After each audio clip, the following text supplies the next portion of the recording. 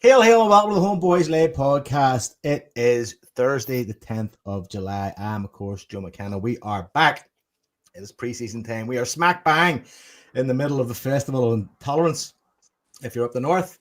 Hope you're enjoying yourselves. But the weather's good. The weather's fantastic. I'm joined by two good lads. Jason Higgins out there on Wishaw. Is the sun shining? The sun is shining, mate. It's beautiful. It is fucking stunning here, so it is today. I mean, having to go to work should be a crime on a day like this. We're just starting to get it good today, and then it's going to be absolutely scorching for the next 4 or 5 days, I think. But it was a wee bit cloudy this morning, but it's glorious now. I think there's something about fucking us on this side of the world, this part of the world, and vitamin D. When we get it, it just suddenly zaps us into fucking some sort of level of happiness that we're not used to. Especially in July. When do you ever in July get good weather? It's always passion. There's always some fuckery about it, Nick. But I mean, maybe it's global warming, maybe it's luck. I don't know. It's a nice day, and of course, the day gets even brighter when a man like Longshanks enters the chat. What's happening, Liam? How are you, Joseph? You good? Doing good. I'm doing good. I'm assuming the Royal Borough is the sun is shining down on the new Rangers pub. It is, mate. Streaming live from 1690 here today. Very good. Do you want to technology? Can we tell folks about that? I mean, it was online. What's the pub called? Walter's Bar. Walter's Bar, is it? The clientele reminded me of the Hacienda late 80s. Right. The ones that stayed around too long. It's not good, mate. It's twinned with the Vogue by the look of it. It's across the road from the Vogue, so. Well, that'll be fine. I mean, there'll be no problems there at all. Oh, for the love of God! I think I said to you, I was walking a few weeks ago, and I went for a pint in the local Wetherspoons across the road, and very interesting clientele in there, mate. So there's no chance they're going to be giving up their £2 pints to go across the Walters Bar once the league's over by Halloween. Won't be happening. We should keep tabs on how well it's doing, Liam. You should go past it every couple of days and just go, is much happening there? Yeah. Could be done, mate. Could be done. I predict a short tenure for that pub. That's kind of what I'm saying. I mean, there should be a watch, a business watch, just for the community. Scott can do it when he's getting on his bus. Somebody posted their menu. Oh, you wouldn't be surprised. Oh, Jesus. The names and stuff. Then there was a competition to name some new meals they could serve. Do you know what? There was one that made sense. It was gammon, and there was gammon on. I was like, yeah, you know what? It was named after Ali McCoist. I was like, yeah, that's bang on that one.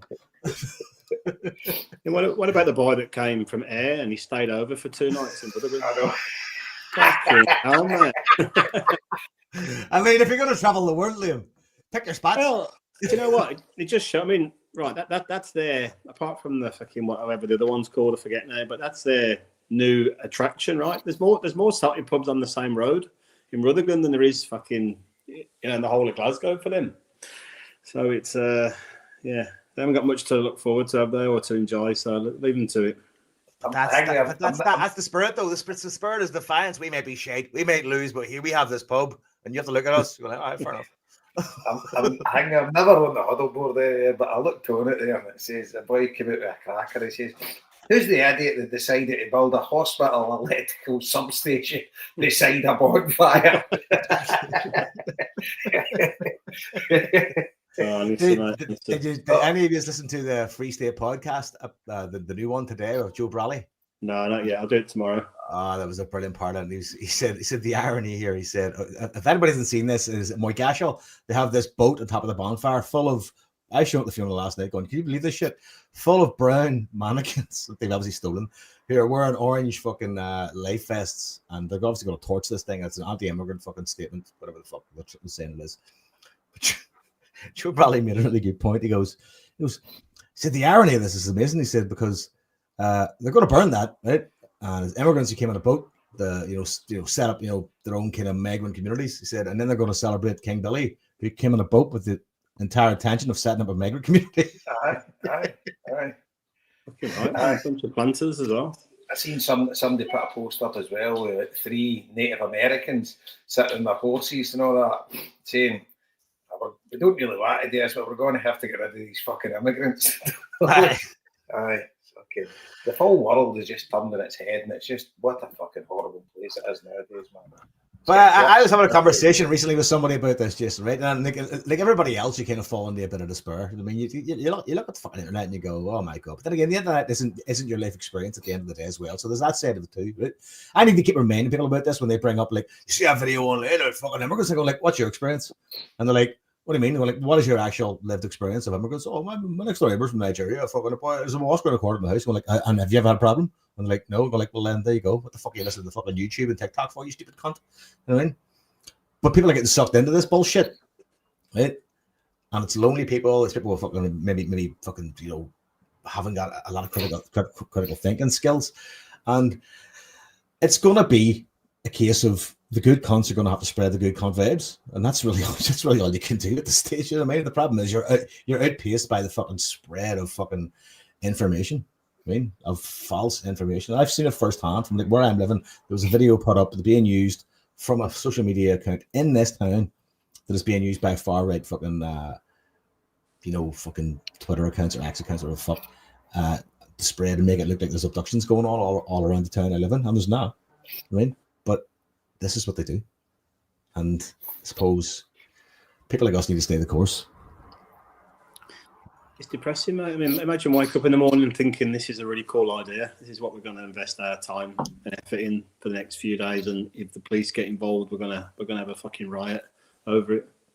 Honestly, man, what fucking people do we have to share the oxygen with still, man?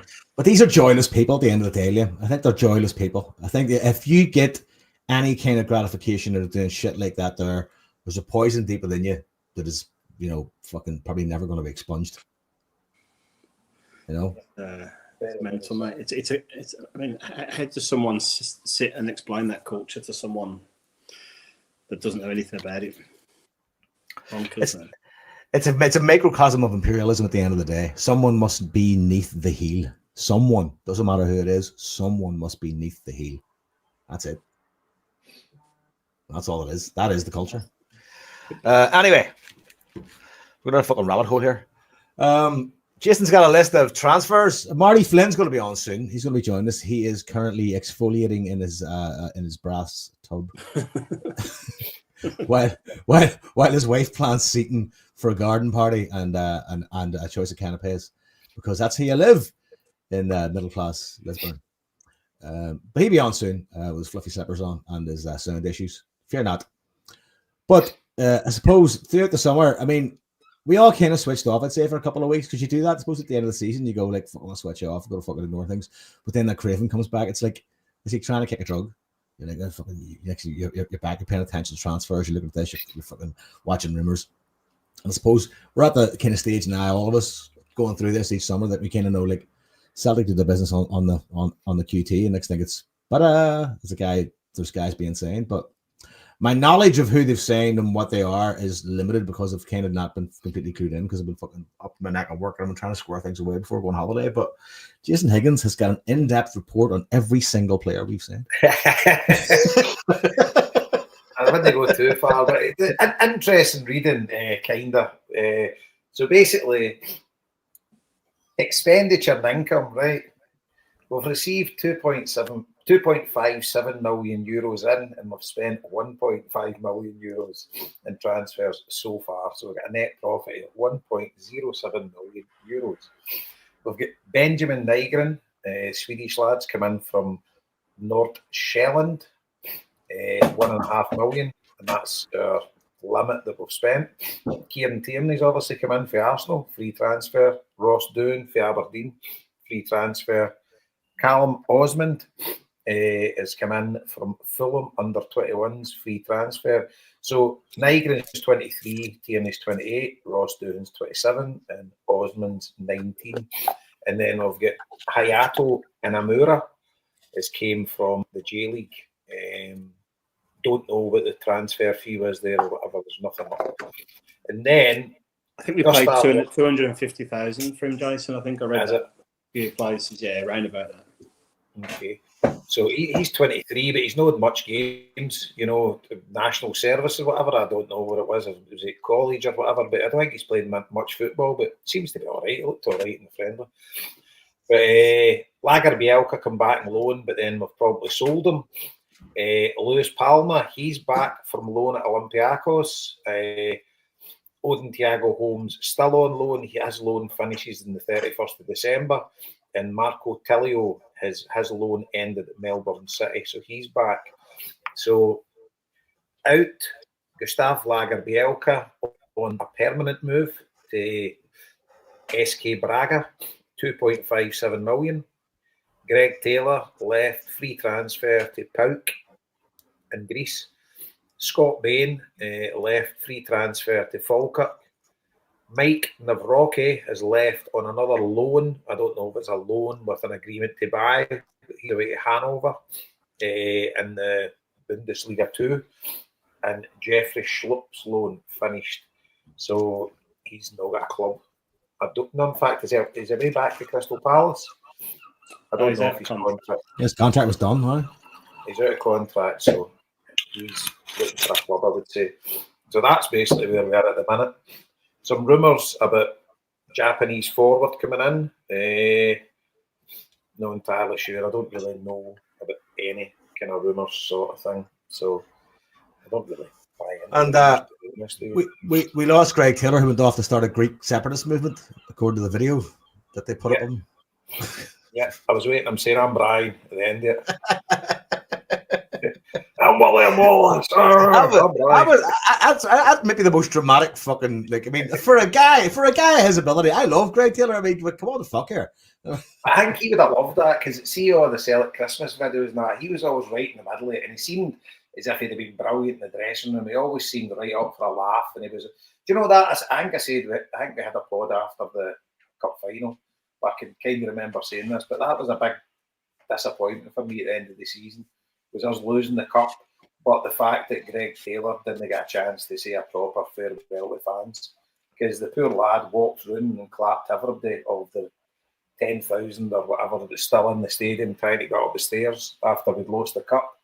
And it just kind of petered out to a bit meh, because I would have liked him to stay. And I'm led to believe Celtic didn't offer him a deal, but you can correct me if I'm wrong.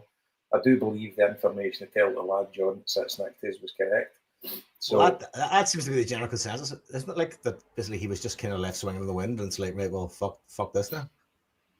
Aye, and I think that's the way football teams operate. They just kind of blank you. See, I find that really, really horrible, right? Because here's the thing: I learned that early on in the music industry. See if you're not worth anything, your phone stops ringing. You know what I mean? See if you're not a fucking commodity, your fucking phone stops ringing, and that's it. Nobody comes to you and says, like, by the way, it's over. You know what I mean? And I find that really fucking bizarre, because surely the level of decency you should, fucking extend to someone like fucking Greg Taylor after these years. Is like, listen, mate, just so you know, you may as well start looking. Aye. Or maybe that did happen. I don't know, but it just seems weird that they would just go like, nah, you know what? Nah, we don't know, mate. I'm sure, Joe. To be honest, I'm sure there's more to it behind the scenes, right, than we give credit for. I know, Jason, obviously, your man said he's not been offered a deal. I don't think he's never been offered a deal at all. I'll be well, not sure, but I would imagine he's been offered a contract renewal at some point in time in the last 6 or 9 months that I'm sure he's declined, maybe an opening offer or an opening couple of offers. But I think then at a point in time, Joe, he's turned down whatever offer Celtic's had, and they've just not gone back in with a better one. And there'll be some conversations between the club and the agent. What makes you say that? What makes you say that? Because he said he's never been offered a deal. Well, the manager said he had been offered one, and he turned it down. But that was back near Christmas, January time. But he's an asset to us, and he's done well for us. So why do you think the club would never have offered him one? Well, even a first opening gambit. Well, I think he's the level of asset he would have been to the club as per sell-on value would have been null and void, basically, because he's 27. Say he signed a 3 or 4 year deal. He's going to be 31. He's never played outside Scotland, and he's hopefully going to get limited game time with Kieran Tierney there. So it's like money pissed away. The club would be looking at it because he wouldn't have been signing on for the cheap, right?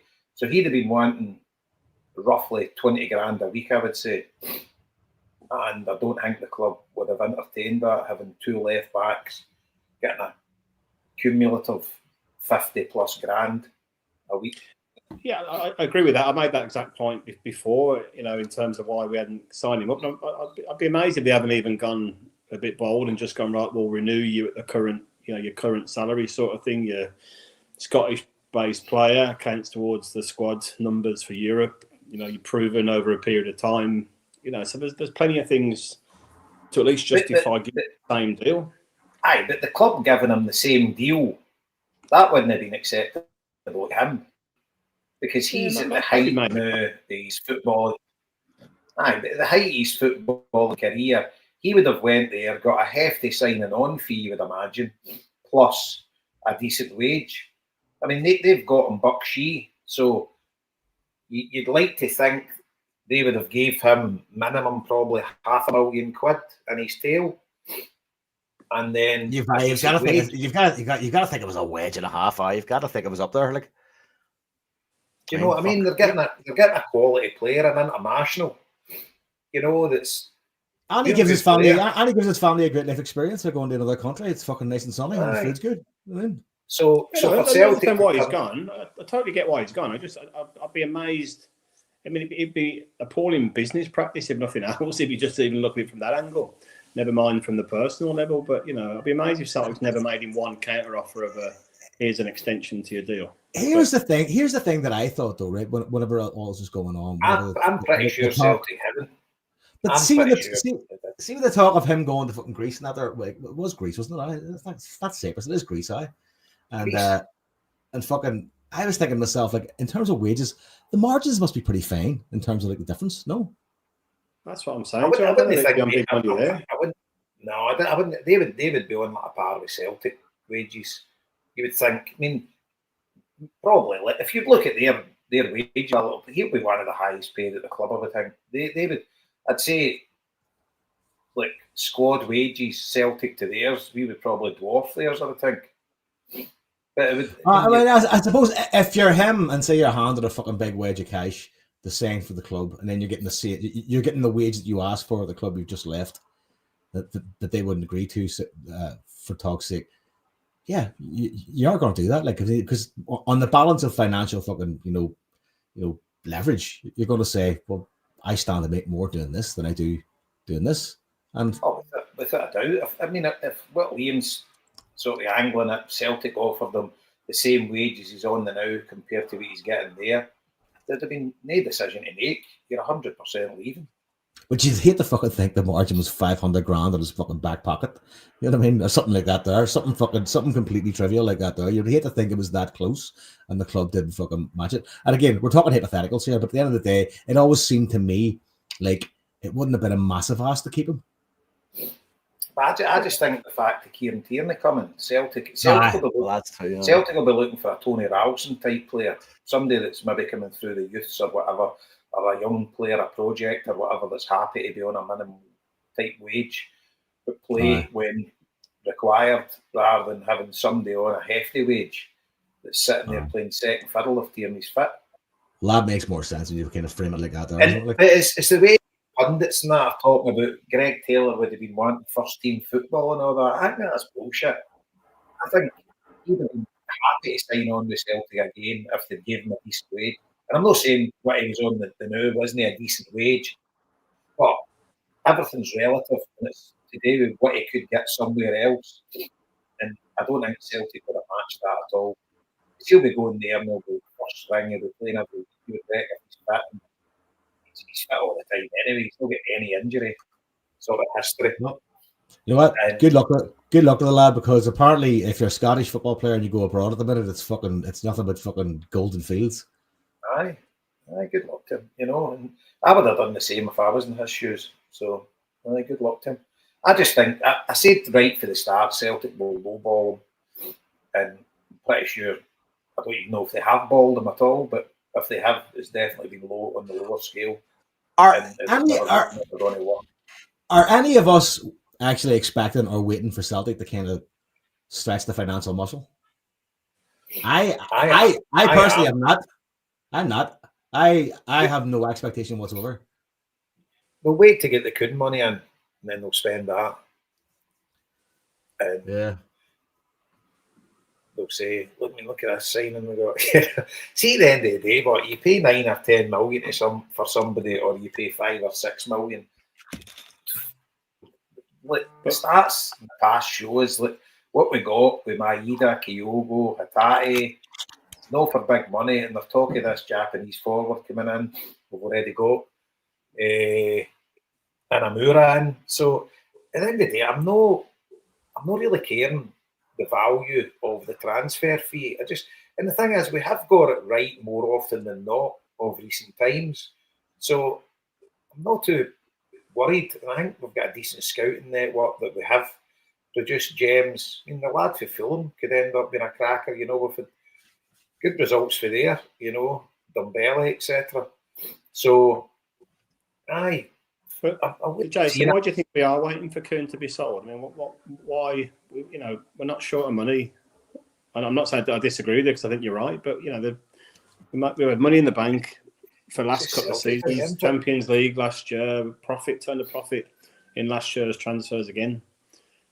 Well, they bumped up the season tickets for everybody. We're sitting with more money in the bank we've ever had in our history.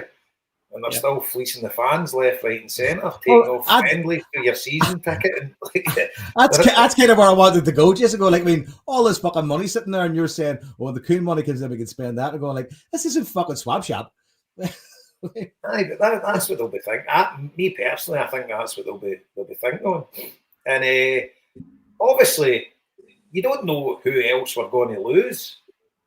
You know, so at the end of the day, say they did go out and buy 2 players for 10 million each, and then say you buy a winger and you buy a centre half, right? And then say Carter Vickers goes and Maeda goes, you're a bit fucked. Well, the centre half, you'd have to buy one for 10 million, but do you know what I mean? Say say Alistair Johnson leaves. You know, say a big bid comes in or whatever, and they've already squandered the cash on other positions. So I don't know. It's maybe a bit of cat and mouse at the minute. Well, there's a long way to go. There's a long way. There's a long road ahead. Like, we're going to be bombarded with bullshit between now and 31st of August, is it? Or is the Scottish windows later, is it? No, I think it's roughly the same time. Yeah, be right. Yeah, whatever it is. You know, that week we've got Champions League second leg qualifier, then we've got the Huns, and then we've got the end of the transfer window. So, and see if it's camera off, Marty. The camera off, Marty, sir. See the Celtics' point of view as well. They're probably waiting to see what happens with the Champions League, whether they qualify or not. Because I think that would have a bearing on the type of budget you'd be spending. You know, we're joined by Boris Gardner.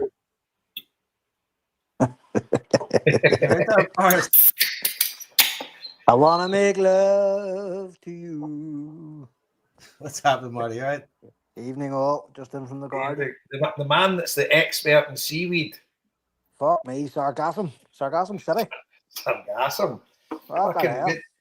Fucking we'll get lessons for David Bellamy fucking the last couple of weeks. Speaking of seaweed, Marty, where can you get decent dulce?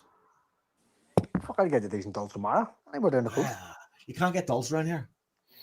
Oh, it's more north anywhere. Cushendall, Waterfoot, places like that. You get dulce. You still get dulce in the fucking Springfield Road and the fucking in the fruit shop. Get in the fruit shops if it's anywhere like that. Are they uneducated? Do you want to explain it as what that is, Joe?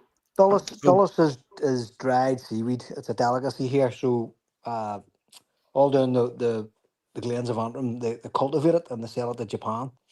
It's a fucking massive, absolutely massive industry. It's almost like a substitute for bacon. Like a healthy substitute. Salty as all fuck. Like it's full of salt. Great with a pint.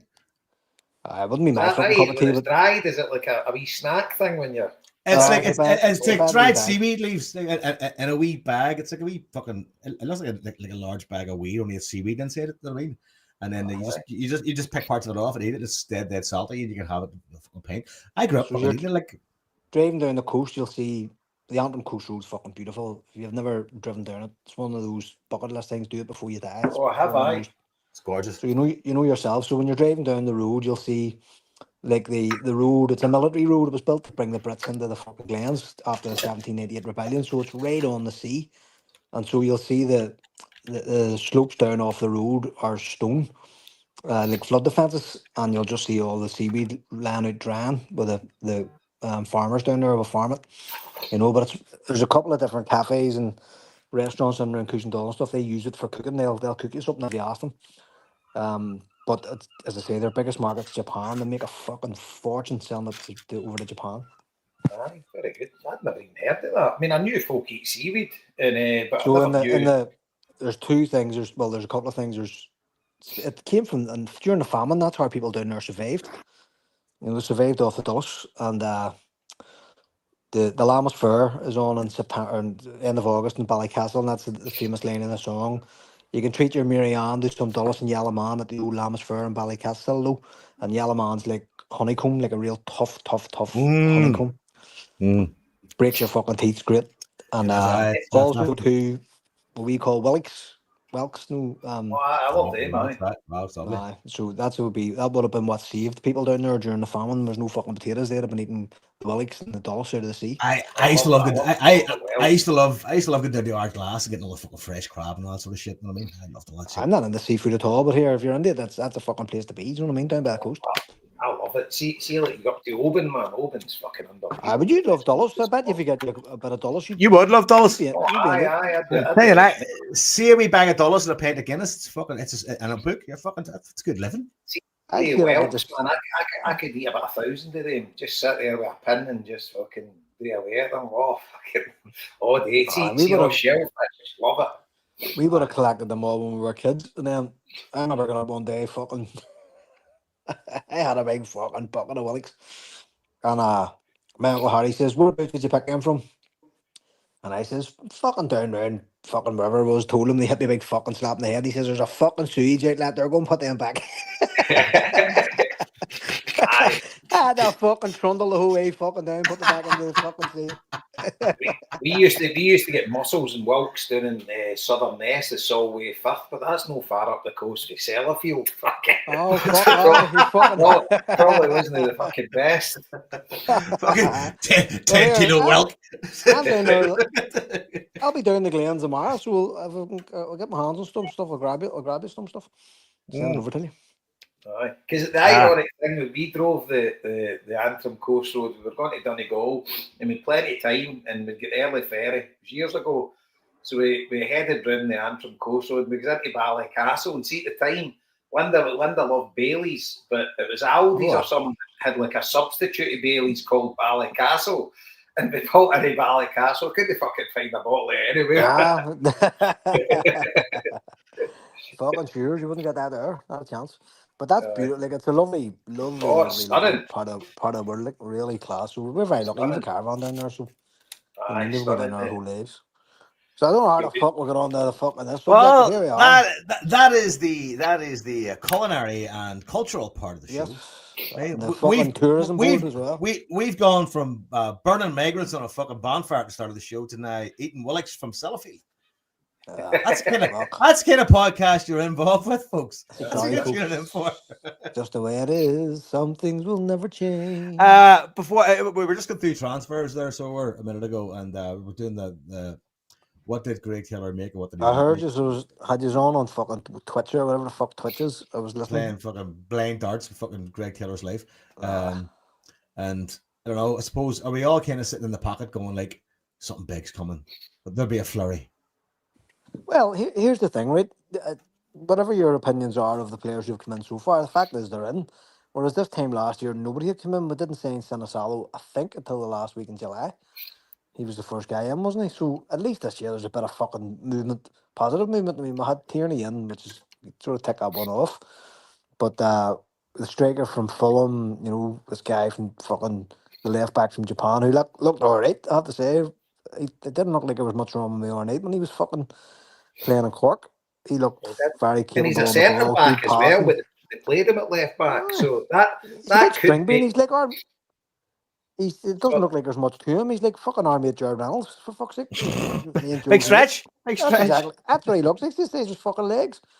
You know, so I don't know what he's physically like, but his passing and all looked very good. Like he was bombing up and putting balls into the box, low balls, the people's feet, stuff. You're going very promising. so that could be your understudy for Tierney sorted. I think it You is, know? to be honest. Well, judging by Rogers' comments, he didn't seem too fucking fussed the other day, but when he got a look at him, he seems to have been, Aye. Suitably impressed. Because I don't think he's played much football at all, Marty. I don't know. Did he do national service or was it? Well, I don't know, but he was playing last week because the fucking team he was playing for got beat 4-0. It's the college thing, same as a Tati. He didn't really start thing. playing to 22 or 23. We just go through the college system until that sort of age. I think it's fairly common there. I don't think they do military service, Liam, isn't it? Korea do military service? The college thing, I think. Yeah. The Japanese get away with it. So, like in general, like we're going to all, I don't think any of us really have any opinions about anybody who's come in so far because we haven't seen them. But at least there is movement. And like money ways, I think we've spent 2.5 million fucking quid, which is, we've covered that. Actually, we're at €1.07 million profit at the minute because we sold Lager Bielka. Well, that's what I was about to say. Whatever we've fucking spent, Lager Bielka's covered, just him. Aye. For fuck's sake, do you know what I mean? So it shouldn't be any issues. Money should not be an issue here this year. But that's what we were saying. So there's a few things we spoke about there about why we're not spending it now. And do you think there's a few things, right? We don't know who we're going to lose if anyone else leaves, because that's always a danger. So I don't think any is a surprise that Kuhn's away because his face was tripping him at the end of last season. And at the end of the day, you can't really grumble for the business Celtic's done there. But it's if anyone else leaves. Mick was saying to me the other day he'd heard a rumour that Carter Vickers was maybe going. I hadn't heard anything. I had used. It's on the huddle board as well. So, yeah. Here's the thing about Carter. Here's the thing about Carter Vickers, right? While you would hate to lose him, he's another one who you're just never able to rely upon. Do you know what I mean? He missed 2 Champions League runs, didn't he? He was injured over those fucking twice. So again, if players are going to be moneyed up, if a team's going to come in and offer a big fucking wage for Carter Vickers, Celtic are selling Carter Vickers, and that'll be the reason why. Do you know, they'll cash in on him. Yeah, you got 4 years out of him, right? You know what I mean? You got 4 years. I'd be gutted to lose him, but getting 4 years out of any player in this day and age is pretty good, especially someone. But I would be devastated to lose him, to be honest with you. Oh, here, 100%. He's been a fucking. He's been a revelation, really. And I totally agree with his injury record, right? But he is by a country mile. He's by a country mile one of our best players. Never mind one of our best defenders. He kind of holds that team together. I don't disagree at all. Like not at all. But just with this whole fucking player, fucking trading model balls. If we get any sort of a decent, it's hard to think we haven't had any offers for him. You would have thought that like decent centre backs are hard to come by. He didn't have a particularly good pedigree when he turned up, but he's had a brilliant run with us. Nobody will be moaning about his football abilities certainly, but I think his height, Marty, and the fact he's had them injuries fairly regularly is probably why he's still with us. Probably what keeps him there. Possibly, but I mean, like he reminds me of Paul McGrath. Yeah. When Paul McGrath was there, you don't have to be the most physical player as long as you have a good fucking head on you and you know where the ball's going to go before it goes there. It's that type of player that he is. Smart guy, and like it's almost like, if you think about it this way, it's almost like an economy of movement. Everything he does right. Love to you, the family, and mucho respecto. What the fuck's that? Chat to you later. You ordered PJ a taxi, or Joe? He texted me. I heard you. For fuck's sake, I heard it. That's how PJ never texts you. PJ sends you voice messages. Voice messages, aye. It does, aye. Dear Marty, Marty, will too. So look, if Carter Vickers, as I say, if there's any sort of an offer comes in for him, he'll be away to fuck. And hopefully he doesn't. I don't think so, Marty. I genuinely don't. And I get if it's life-changing money that's going to come in for him, right? I don't think that will happen. So hence, I don't think he'll be off at the first offer that comes in. I reckon he's pretty happy here in Champions League football, etc. But you never know. But I don't think it's as simple if he doesn't give the impression that he's angling for a move, does he? No, not at all. That's not. I mean, that isn't even the argument. I'm just saying that, given his record and the massive games that he's missed over the last couple of years, the Celtic board will say fucking sell him. Without a doubt, like. And I wouldn't want him to go. That's my point. Like, he is definitely still, as you say, one of the best players on the whole squad. Can you honestly see us getting a bid of like 15 million in for him? No, but they would take less than that. See if it was like 5 to 10, he'd be away. Because they only paid 6 for him, and that's a win. I can't see that at all, man. I think it would take 15 million plus. I do as well. I don't think. I think look, we've been shocked by some of the valuations previously of players that we thought would go for fucking mega bucks and didn't. I think they would go double the money on them, 12 million. We just so keen for a fucking. I know, but look at the other ones before, like Giacomakis and fucking Abada and all these other players that we all thought were going to go. That all depends on who you're selling to, doesn't it really? Well, no, it depends on who wants to buy or if the player wants to go. And there's been no indications from Carter Vickers that he wants to go. I haven't heard any of that type of stuff. Like, no, he's not that type of player. He's a quiet fella. Like, you don't really hear much about him at all. Right. You know, I definitely want to keep him. He's it's imperative that we keep him. Yeah, I think, Jason, one of the biggest challenges we've got this summer is, we paid $6 million for a guy last year that's lost his place during the season back to Liam Scales again. We've never really probably matched Carl Stahlfeld since we sold him. You can't be getting rid of your best defender. We're more worried about trying to get someone to play alongside him. Exactly. About letting him go. You're serious about Europe. And the old Mike Nawrocki one's a strange one again, isn't it? Obviously, Rodgers sees a lot more than us, but it didn't get a chance, and every time he played, he looked good. And it's just weird. I think my analogy of him farting in the peace box was right. He must be doing something. He must have been up to something. He must have fucking something there. But so we're also linked with this other fucking Japanese guy who's only scored twice in a year or something, from what I was reading. Shibata, something like that. He doesn't seem to have fucking set the head on fire either, wherever the fuck he is. So again, we're sitting on dozens of millions of pounds. So why are we looking at players like that? Does that is there a warning shot being fired about Rodgers here, saying we're not getting any money?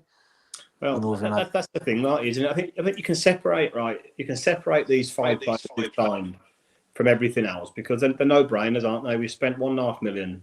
We've got an elite level player back at the club that we'd never have unless he was who he is. We've got Negron, who looks like we've well underpaid for him and looks like he's going to be a good high level first team player based on what we've seen and read, still to be proven. And then you've got a couple of squad fillers and prospects, in the background to that Celtic's always going to kind of invest in those sort of players today. That just goes without saying. The signings they've made so far, it's what's to come that's going to impact the first team. And that's the thing too, because we have a squad full of squad fillers, and it racks my fucking head the amount of money that we waste on guys like that. And what we should be doing is what they said they were going to do, and that's create a pathway for the youth players, and they're your squad fillers. So your likes of Dane Murray, your Ben Summers, who also looked pretty good the other day, and Mitchell Frames, they're your squad fillers, and then that keeps your fucking wage bill down anyway, because they're all your homegrown players to help you out in Europe. You're giving them experience. They've got a sell-on value if they make it, because they're coming from fuck all. So you haven't the word lay on them. Instead of bringing in these fucking, some of them frankly are fucking bums from all around the world who just suck wages out for no reason. You never fucking see them. They spend more time out alone, and you're like, what the fuck? The ones who get in the new Marty, to be fair, right? Your Callum Osmond for Fulham, that's like a no-brainer. That's a risk gamble, right?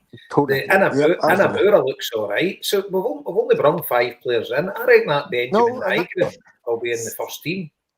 No, that's actually the point I started with. What I was saying was it's good to see this level of activity this early in the Aye. season, but what we want to see is quality coming and building on the. And I always say Definitely. you want the player to come in to put another player on the fucking bench. That's the point, Yeah. and this is the first time in our history we have the tools to do it. We're sitting on multi megabucks, certainly in relation to anything we've ever had in the past.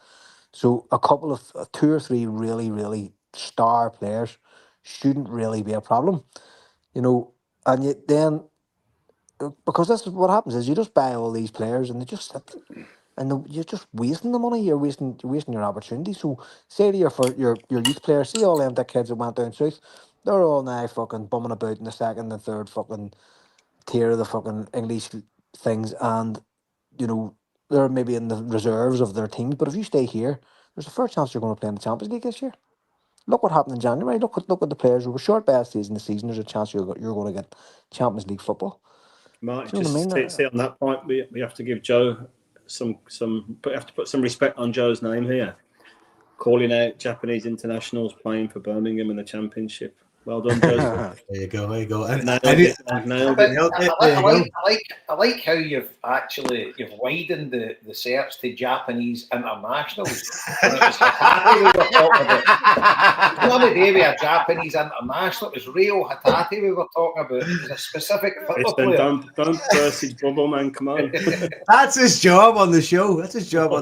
Here, can I go back a second, mate? See that Fulham thing with the Callum Osman thing? See that Fulham the Celtic route? Has it ever failed us? I don't think it's failed us once, is it? We had Dembele and O'Reilly, was it? Or Well, O'Reilly came for MK Dons, but I think he was with Fulham. Yeah. Was he actually on loan the MK Dons with Fulham? Yeah, Frimpong he did, come yeah. from as well. Yeah. Did Frimpong come from Fulham as well? So he might have I done. don't remember. But Maybe. see that route of fucking kind of. I mean, it's not poaching, but it kind of is poaching. I mean, Well, we're doing the exact opposite of what English clubs do to us. And also for less money. I mean, at the end of the day. There's that kind of rule, that cross-border rule, that you can poach them and you only pay like a nominal fee. Yeah, So, I did say that when Rodgers when he came back for the second time. After that terrible transfer window we had, I'm surprised he doesn't know of a lot of players like that in that age bracket down in England. There must be loads of good players like that. I know. Potentially good players. And the thing is, you can offer them good wages, and give them the pathway to get back to England, if they can come up here and be a success. It's a good loophole for us. It's not so much a good loophole for your Hearts, Hibs, Aberdeens, etc. that aren't going to be able to pay them top dollar when it's a bit of a gamble. But we can. You see that Neil Lennon interview on Open Goal, which is really, really good. Really good, yeah. Really good listen. But that's what he said. He said Frimpong was up playing in an academy game. And he just went to watch it, and he said the guy stood out an absolute country mile. And then got him in. And my pal who was the Birmingham assistant manager, was at Leicester years ago, and he brought up a under-23 team to play against Rangers, closed door game, and that's when Bassi was playing for them, for Leicester. And then they went and signed him and got 20-odd million for him. There must be like loads of players with that physicality down there, because you know what it's like in England. They're all fucking athletes now down there. I know. It's interesting, but the Benjamin Nygren one, I'm quite excited about that. I know it's only YouTube videos, but he looks a player. I think he'll slot into the Kuhn role. Because to me, it looked as if he was all left-footed, but he kind of came in for the right. He was maybe a number 10, but I don't know. I think he could fit into that Kuhn role. As long as the cunt sends an autograph, I don't give a fuck. As long as he sends an autograph, miserable bastard. It's all about Joe again. It's all about fucking Joe. It's all about the kids, Jason. I believe the children. So here's the kind of elephant in the room, right? Brendan Rodgers. Yeah. Because I think this merits a proper conversation, because I'm worried now, because at the end of the day, he's going to do what he said he would do and do the 3 year. I've no doubt about that. I don't think they'll touch wood. I don't think he's going to leave the now, right? But if he does the 3 years and he leaves, he goes with blessings because that's all he was contracted to do, right? I think we would all love him, or 99% of Celtic fans would all love him to sign an extension. But say, for instance, he doesn't sign an extension and we start on the season, what impact's that going to have for Celtic? Because like coming up to Christmas, that's all that will be in everybody's lips. What we're going to do, what's the succession plan for Brendan Rodgers leaving? And what does it do to a team when their managers Joe it off at the end of the season? Fuck me, you have peeled the fucking lid off a big can, haven't you? You fucker. I honestly think it's massive. And I think it is massive. I think you're being generous by saying fucking up to Christmas. I reckon by Halloween it'll be in the media questions. You know what I mean?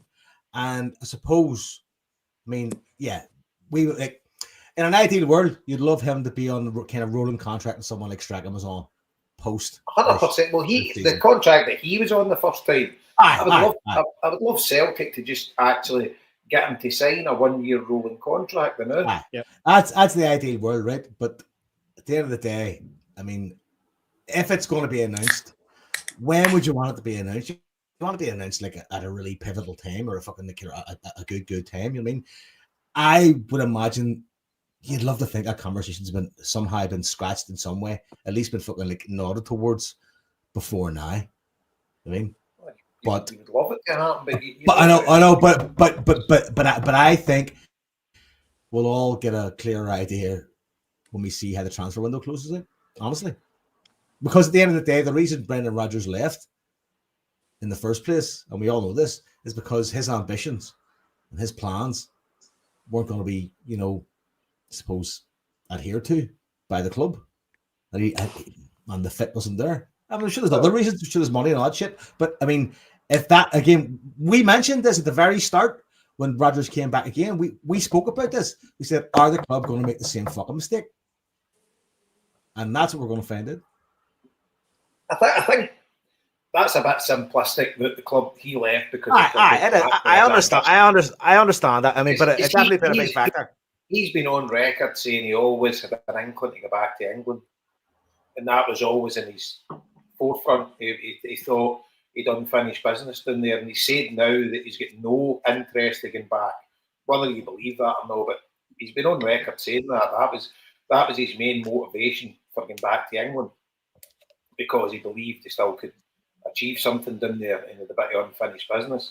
But then when he come back, he says he's kind of exercised that and doesn't have any interest in going back to England now. Whether that's true or not, but that's what he said. But for a Brendan Rodgers point of view, right, signing the 1-year rolling contracts, maybe knowing his best interest if he's going to leave at the end of the season, because he then goes to a club, he's got no signing, they don't need to pay any compensation to Celtic or whatever, and he can just go in, and it's a free roll for them to go in and just agree terms with a new club.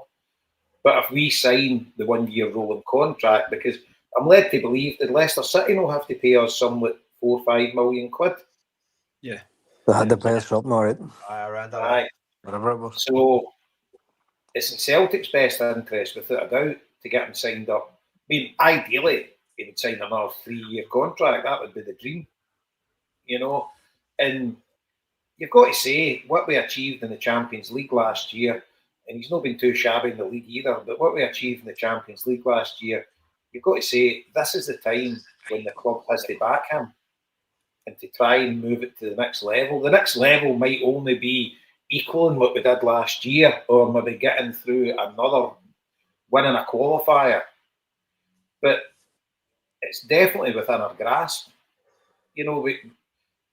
I would be confident getting into the Champions League this year that we could actually, I'm not saying get anywhere near winning it, but do a bit of damage, because I think we were all mightily impressed the way Celtic handled the Champions League this year. And get it to a Bayern Munich team in the last minute is no shame whatsoever. And just maybe another couple of players, a bit more luck with injuries, you could get to the last 16 maybe. And that you've got the manager in place. You know, you've got everything in place. You've got money in the bank, and hopefully we get through the qualifier. But I think the qualifier is another massive thing, depending on who we're going to sign. Because I would see Celtic board waiting to see if we get into the Champions League. Because two factors. Obviously, you're guaranteed the wedge coming in then, and also you can probably attract a better standard of player if they know they're guaranteed 8 Champions League games. Because at the minute, you're selling the club to somebody saying, if we get through a qualifier, you get 8 Champions League games and maybe they come to Scotland. You know, if they're kind of established player, that they've got offers to go to England, to go Germany, Italy, Spain, France, they would maybe err on the side of going there to a team that's not in the Champions League because they're playing, maybe not so much France, but because you know what, Jason, right? It's I 100% agree with you, right? But I'd be interested in anyone on here or in the chat room. Have we ever signed a big player between qualifying for the Champions League and the end of the transfer window? No, because I know we've had this debate loads of times. The likes of Vanagor has I like the stuff coming in at the end of. Was he a big player though at the time? Was he a big name? He was alright. He was Dutch international. One of the longest names we've ever had. But the thing is, right? So we know that there's a certain type of player that will not come to Scotland because they will have other fucking options, right? So you're facing in quite a small pool of players who are going to want to come and play in the Scottish League. I think this new Champions League format is different, Marty. Because it does stir the pot a wee bit, doesn't it? It maximises our opportunities, you know. But the bottom line is they're going to be saying, look, they're playing Scottish football, blah blah blah. Is that what you really want to be? So we have a narrow type of player who will say, "Aye, fucking right, that's a good challenge, big club." You heard that young fella from Fulham talk about the way that Matt O'Reilly talked about. Matt O'Reilly sold Celtic to him. Go. You know, you'll love it. Great time, blah blah blah. You know, and you hear Rodgers openly, like it used to be said quietly. It's not said quietly anymore. Rodgers says this club is a stepping stone. Like he said it out loud. To come here for a couple of years, to go elsewhere to make more money. That's fine. Whereas years ago that was kind of fucking sacrilegious to us. We're going, well, we're good enough. Fuck you. Why do you need to go elsewhere? There's a realization now that where we are in the whole football kind of framework, you know, and you're right, Jason. You play to your strengths. You say, massive club, you know, lifetime opportunity to to connect with a fan base that'll love you forever if you do your bit. Champions League football, blah blah blah. And the wages won't be what you make elsewhere. But if you do well here, we have enough examples of players who have gone on to bigger and better things and made fortunes on the back of playing for Celtic. Look at Frimpong, look at O'Reilly, blah blah blah. You know, so it's about putting the whole mix to a player, and they could still fucking say no. And that's what racks our heads because we have a great football offering here. We've got a good club, but the bottom line is the players just go, nah, I don't fancy it. Or you could be way down the line on a signing, and some other fucking club just comes in at the last minute and takes them away for you. Like, I think we sign the players that we can sign. Do you know what I mean? I totally agree with Jason that we've all used that scenario before, but I think generally the players we talk to and we go after are the ones that we can get. I think if we went for players in their early 30s sort of thing who've been around a bit, that scenario maybe might apply to them. Yeah, and my going back to what I said earlier on, you know, it's frustrating at times, you know, where we have money, but money won't bring a certain level of player. They just will not come here. They'll just go, I want your money, you know, because I want to play in Germany or I want to play in Spain or whatever else. And it must be really frustrating for the club because you can bet your balls they're sitting around talking about Messi's and fucking whoever's. Do you know what I mean? At a level, and the reality is that level of player just won't come here. They might have done 25 years ago when we had Larson and Sutton and Hodgson and those players who were prepared to come here, but they probably won't come now. And I have absolutely no problem with us actually bringing in a couple of players like that, Liam. See, just what you mentioned, a couple of older heads, you know, who can come in. That's the kind of signing I'm talking about. See, like like a Jamie Vardy, but I don't mean him. But I kind of mean guys. Yeah, I mean better players than him, but like his age group. like a Kasper Schmeichel and a fucking Yes, Joe Hart. exactly. Players who have still plenty to give. Like a Kolo Toure. Like Kolo Toure was one of the best signings we made in the past decade. He was For fantastic. that season, he just settled everybody down. No nonsense. Decent player. Not fucking stratospheric. Just a fucking sound player. I was gutted when he retired. I was like, oh fuck, that's a real fucking shame because you could have got another fucking 2 years out of him. Do you know what I mean? Playing at our level in Scotland. So I'm nowhere near averse to that kind of signing whatsoever. In fact, it wouldn't do us a fucking button of harm. You know, particularly if you have that strategy of giving the youth players more first team opportunities. See, And you've somebody like him going, watch what he does. He's amazing. Look at him. Just I would copy him. love to. Aaron Moy, obviously, we hadn't heard much about him, but how Great good example. is he? You know, guys like him to come in, and I think that's what we need. And he won't be there. Maybe a player who's not going to be there for more than 2 years, Jason. Do you know what I mean? You just know. Look, come up and do your job. We'll give you a few quid. You go fuck off again. You know, just fill a gap for us. Blah blah blah. They're more likely to go. But you know what? Well, that's not a bad opportunity. It beats playing for Derby or fucking. You know what I mean? You know what I mean? Or fucking.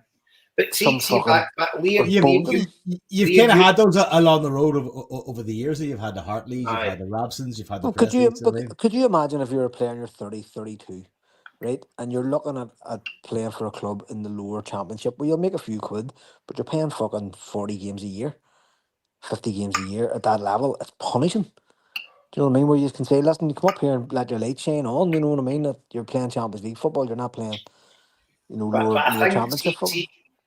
We should be signing better players than the English Championship with guys that are over the hill.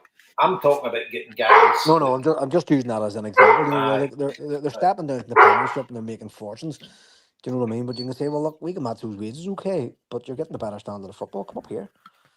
Do you know, or a player, maybe an Italian player, or a fucking Spanish player, or something. You know, I don't know how our scouting works. Here's the thing, Marty. Fucking party. I watched this Wrexham fucking show party. They're hoovering up all these cunts. I mean, I know, but here's the thing. McLean, the Fletchers, the fucking Rodriguez's, the constant thing Celtic made saying.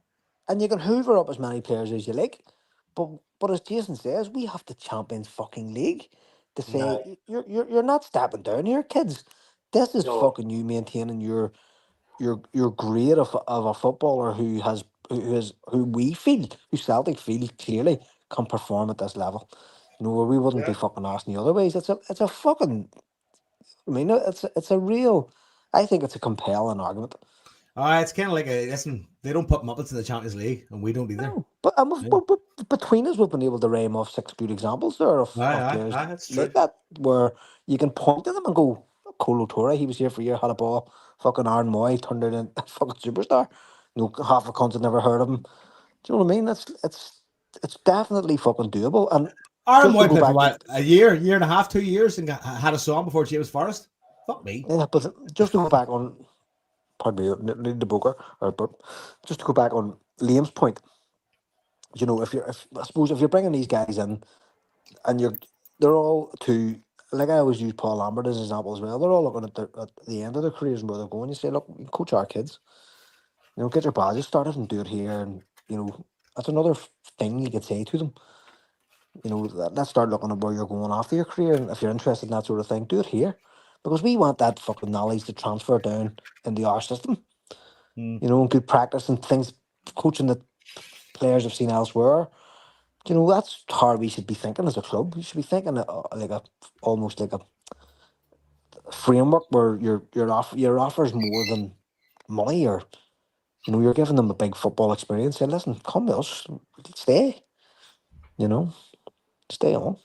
What about your man Jordan Henderson? Leaving Ajax. Do you know what? I did kind of fucking nod to that when I seen that he was leaving Ajax. I was like, you know what?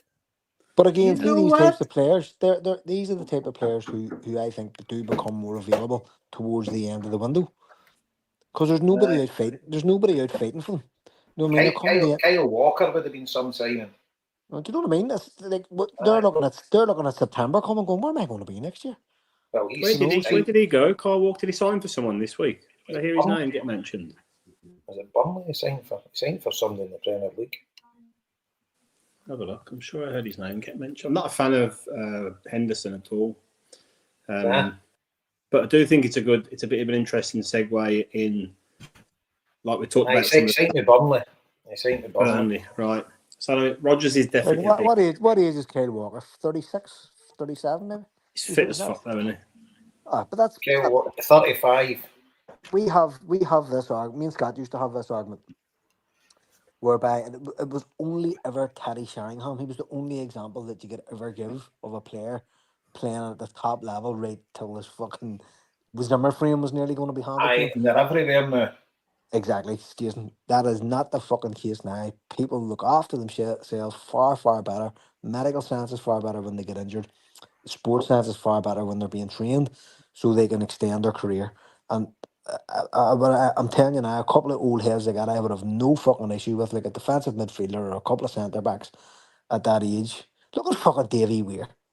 Davy Weir's a Hun legend. Playing till he was fucking 42 or 3 or something. Do you know what I mean? What the fuck? Like? Do you know what I mean? And who did fuck all? No, I mean, he just stood still and waited on the ball coming, headed it away, booted it away.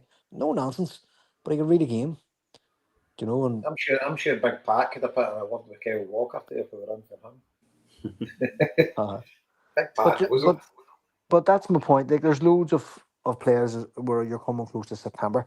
You should be identifying 2 or 3 of those. But like, a surprise like that would really cheer everybody up. Because like people fucking, like, I mean, let's be honest, that's part of the you'll get cunts moan like fuck. But they always get cunts moaning about it. There's always cunts moaning about everything. What are you bringing that man for? He's 40 or something. You're going, exactly. I know. Listen here, Marty. I was part of the brigade that when Lubo got signed, I said, we're fucked. We're sending some 330 grand fucking pensioner. This is fucked.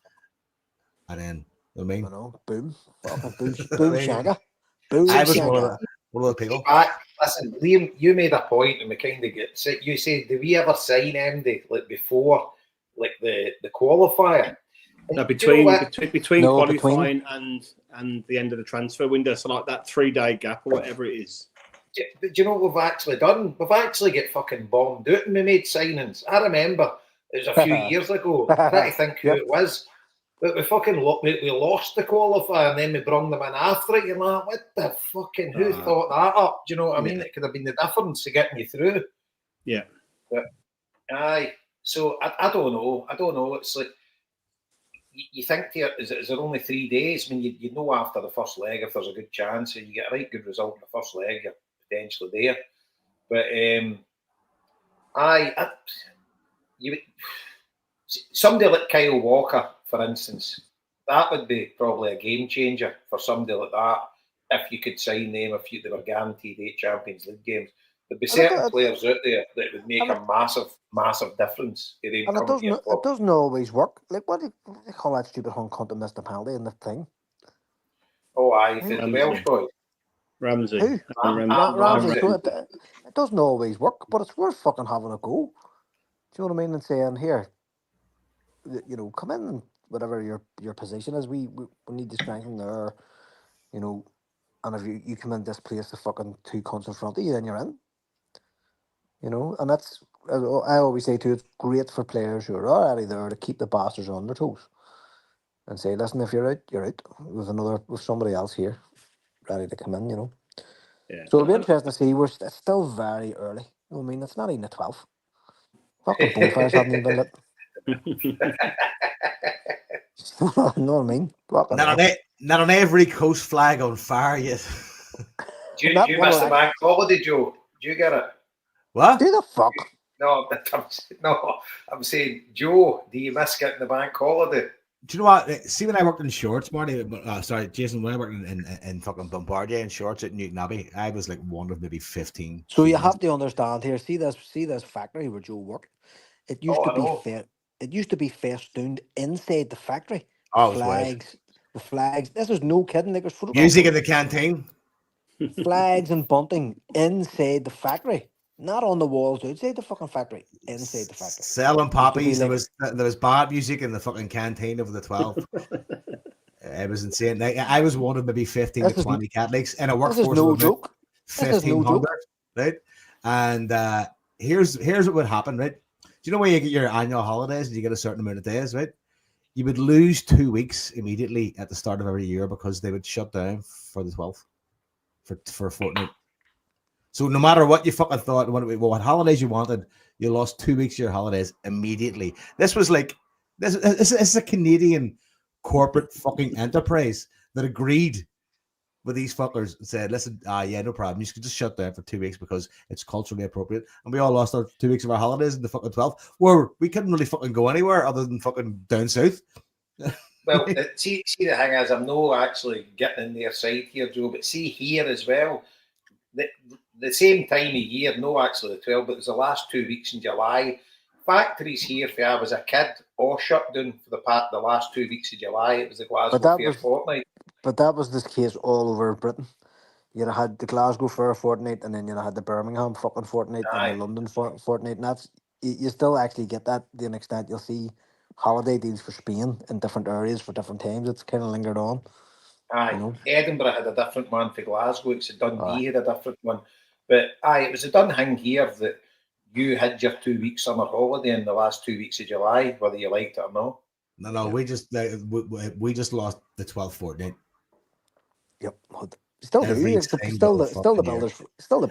Builders don't work over that well. The best part of the year was when they started selling poppies on the shop floor. You're going like, right now we're going to find out who the soup takers are. You know what I mean? You had to stand strong. I had inside. We had these toolboxes, right? And I say tools, fucking scalpels and shit like that there, and tape and stuff we're using. It wasn't really tools; it was like utensils more than anything else, right? But inside my fucking thing, as an act of defense, I had a sticker of a Celtic player. Who do you think I had? What year was this? This would have been 1987. Paul McStay. Anton Rogan. I know, 98. Enrico Annoni. Hung like a big fucking pony. Enrico Annoni. And I work with straight up loyalists, like fucking for about, I don't know, best part of, I got that job with 3 years. 3 years I was in there. You're a braver man than me, Joe. They love me. They fucking love me, though. Well, you know what? The birds love me, right? Because my first girlfriend was a Protestant, so I knew how to play that game. You know what I mean? I bet you're in that canteen with your guitar playing a few tunes for him.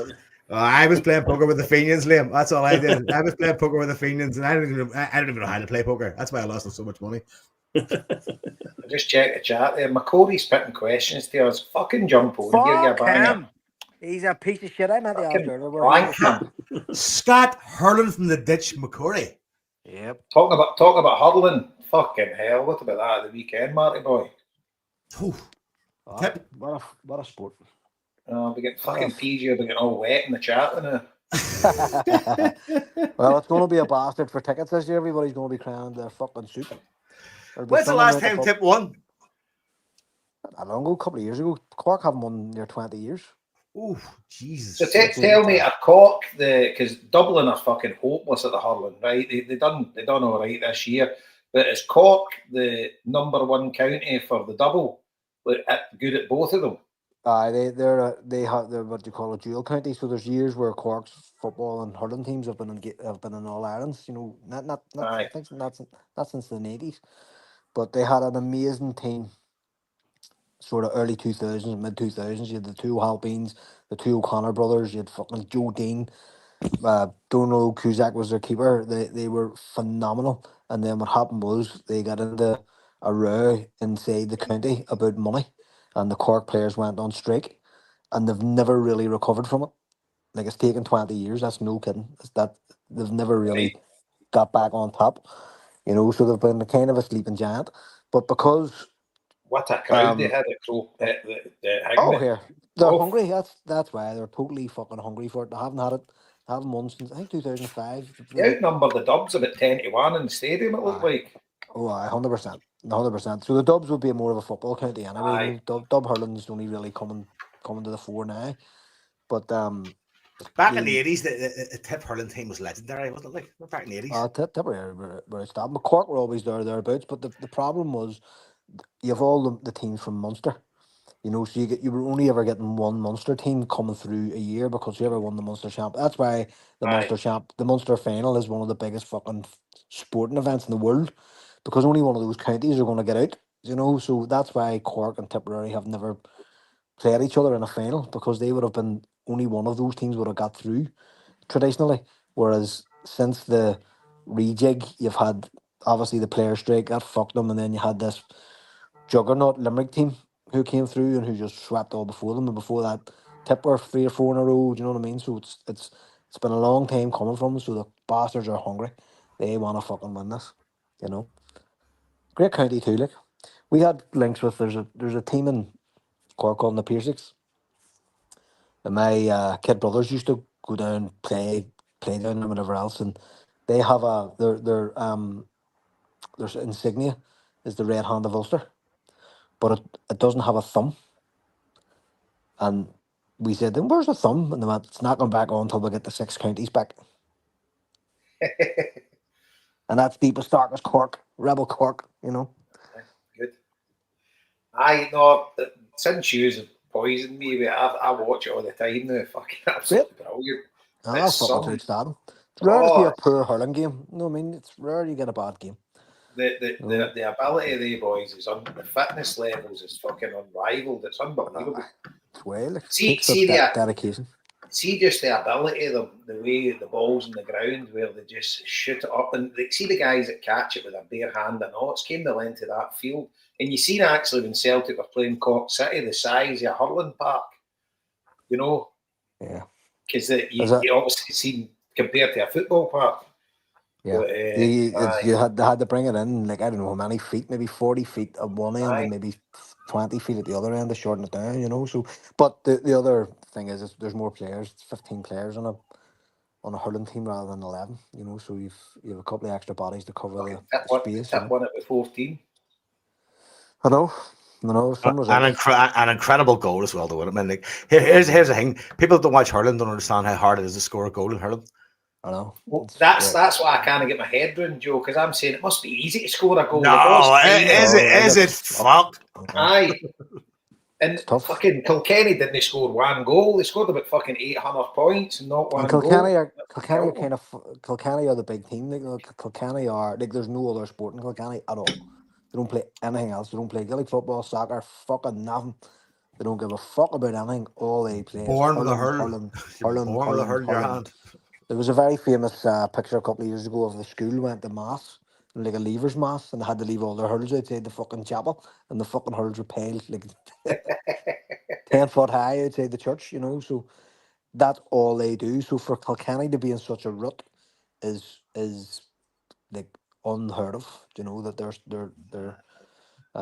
haven't been in a final now. They haven't won a final in a few years. You know. It's the bad juju of DJ Curry and his fraudulent ways. That's what it is, Marty. Fuck! I tell you what, mental. For those who don't know, that Kilkenny's greatest ever player is a guy Did I called. tell you about the story about him? No. Right, our John played in a game at Celtic Park. Oh, you did tell me this. It was like a closed door thing, but it was all Irish business. John thought it was all Irish businessmen and all that. And there was 2 Celtic legends. It wasn't Larson and Lubo, but I can't mind. Lubo was maybe one of them at the time, but there wasn't a crowd there or anything. And all these businessmen had obviously maybe paid for it, and they got a couple of celebrities to play, and John played. So he's fucking playing right back. There's fucking guys in the left wing and the old guy. John's like, fucking have him easy. so the ball gets down the right back. John's jogging back to get it. This guy's fucking down the side of him. Wolf cuts inside. John says, what the fuck? John had no idea who he was. And so he's talking to one of the centre backs. He's like, fucking who's that boy I'm up against? He says, you don't know fucking DJ Carey. John says, what? He says, he's the best fucking hurler of all time. He's like the Henrik Larsson of hurling, like without a shadow of a doubt. But that's kind of ruined now, Marty. Fucking people in. So basically what he did was he defrauded tons of rich people by pretending he had incurable cancer. If you're going to have a sort of a cancer, you know what I mean? If you're going to try and take money off people for cancer, make sure it's curable. His problem was he said it was incurable, and yet The comp is still Still alive. Right? And what he Miracle. done was, a famous photograph of himself was, he was pretending Oh, that's the to best some part. he was presenting to some rich cunt that he was in getting treatment, and the fella started to fucking sort of smell a rat, and he was like, well, show us, let us see your photo. Where are you? Are you in the hospital? And he sent him a photograph of as if he was getting chemotherapy with, you know, the thing up your nose. But what he actually done it with was an iPhone charger. He I put seen an that. iPhone charger up his Plaster. nose and a Plaster. fucking plaster across his fucking bridge of his fucking snoot. So the blue man up. The sisters nor countries nor fucking robber. So the She family fucked the rock over, right? Aye. were all at it. What's the third bags? But it's like, I mean, it's genuinely, it's like Henrik Larsson defrauding like loads of rich cunts. Like he was Aye, it's like Henrik Larsson running a absolutely, Ponzi scheme. You know what I mean? exactly. You know, and like an absolute god in terms of hurling. When I was growing up as a kid, I'm a fucking absolute hero. Loved him. Incredible athlete, brilliant player, but a fucking scumbag cunt. To me, in terms of hurling legends, there's him and there's Nicky English, and then there's a Aye. Sparrow. There's a Sparrow. Well, you'd have Henry Shefflin who came behind him. Shefflin as well. Shefflin, like Kilkenny didn't suffer when DJ Curry retired because Is this the Shefflin. fucking Joe Brolly podcast? I know. We switched channels here. Hey, anyway, here, listen. Scott All McCauley. this Irish tosh. Scott McCauley. Long has spoken. Enough of this immigrant fish. Stop the boats. We're nerds. Scott McCory's got a question. A valid question. Can I ask the panel, do you believe there's a reason the club is stockpiling money, or is it basically a byproduct of the structure and procedures we are currently working within? And that's kind of a shady question. They might. Well, the blank answer is we don't know. We can all give our opinions, but we do not know. Are they planning on? See, the thing that everybody's going to jump on is, it's the paedophile cases and all that. It's not that. It's not that at all, because they can all be dealt with a couple of million. Do you know what I mean? And you might have one or two who push the boat out and want to do more. That's fine. There's enough money to cover all that without question. So it's not that. So what is it then? It's not buying players, because we're not heaving out 20 million, 30, 40 million at a time. But we have broken the transfer record twice in a year. Right? So so the club can legitimately say we've never paid out as much money before as we have done this last couple of years. They can also say our wage bill has never been as high. And it's precarious, because if we don't get into the Champions League this year, you're carrying that wage bill with the expectation that you're going to still spend money on players. Right? So again, there's a bit of fucking leeway there where you say, well, we've the money in the bank to cover that in the you know, if that happens, we have money to cover that. So we're hedging our bets. We're trying to. You can see we've paid money out for these players, but we're not going to go overboard and just spunk the whole lot, which again is probably sensible. The third thing is the stadium, and are they actually going to plan for upgrades to that stadium, because the stadium was really only ever meant to last in its current form for 30 years. So we're at that point now. You know, where the next 30 years and the 30 years beyond that stadium's now going to become, rather than an asset, it'll become a liability. It's going to need to be upgraded, like in general. Anyway, just Scott knows this. This is Scott's game. You know that we've talked about Arsenal Stadium. You know, Arsenal want to demolish their stadium because they think it's old and it's younger than ours. Do you know what I mean? So we don't have all mod cons in the stadium. Scott, again, will confirm there's no fucking hot water in the North Stand at all. Doesn't exist. But You know, we may get alcohol soon, though. We may get alcohol soon. The alcohol's coming. But that's before you talk about USB ports in your fucking chair and all that sort of stuff. And here's the thing about alcohol, Joe. Where are they going to fucking sell it from? Because see, when you're at the top of that North Stand, there's nowhere to put a fucking alcohol stand. I have visions of Davy McLaughlin with one of them big fucking baseball yokes all around. But we already hot know. Dogs and shit. Walking going, get your hot dogs. But every one of us has had a pint in the stadium. We know you can get it. No. It's giving it to the fucking poor people in the fucking stadium. No, but Marty, they do sell alcohol in the stadium, in the concourse. They do that. They've done it for a number of games last year, up until half one, until they open all the rest of the turnstiles. Yes, you're allowed in the stadium to drink. Correct. Yeah. But if people are, if they're if the law is going to change, what's that, Jason? Marty's point is up the stairs. See where Yeah, Marlon. yeah, no, I get that. Yeah, totally agree. It's fucking impossible. It's You not can't do impossible, it. Marty. They would just need to have one keg or whatever. You know, Well, they could do it. what they could do is revert like they did with the do you know the disabled part where they rebuilt it? They probably need to do something like that, and it could end up costing them seats. See, to be honest with you, Marty, what you could do, see up the stairs, see in England, it's like bottles of Carling, but they're plastic bottles. Yes, They sell all them. I've done that in Wembley, Aye, so they would just get fridges and do that and do. like mobile They'd fridges or something. Aye, But limited.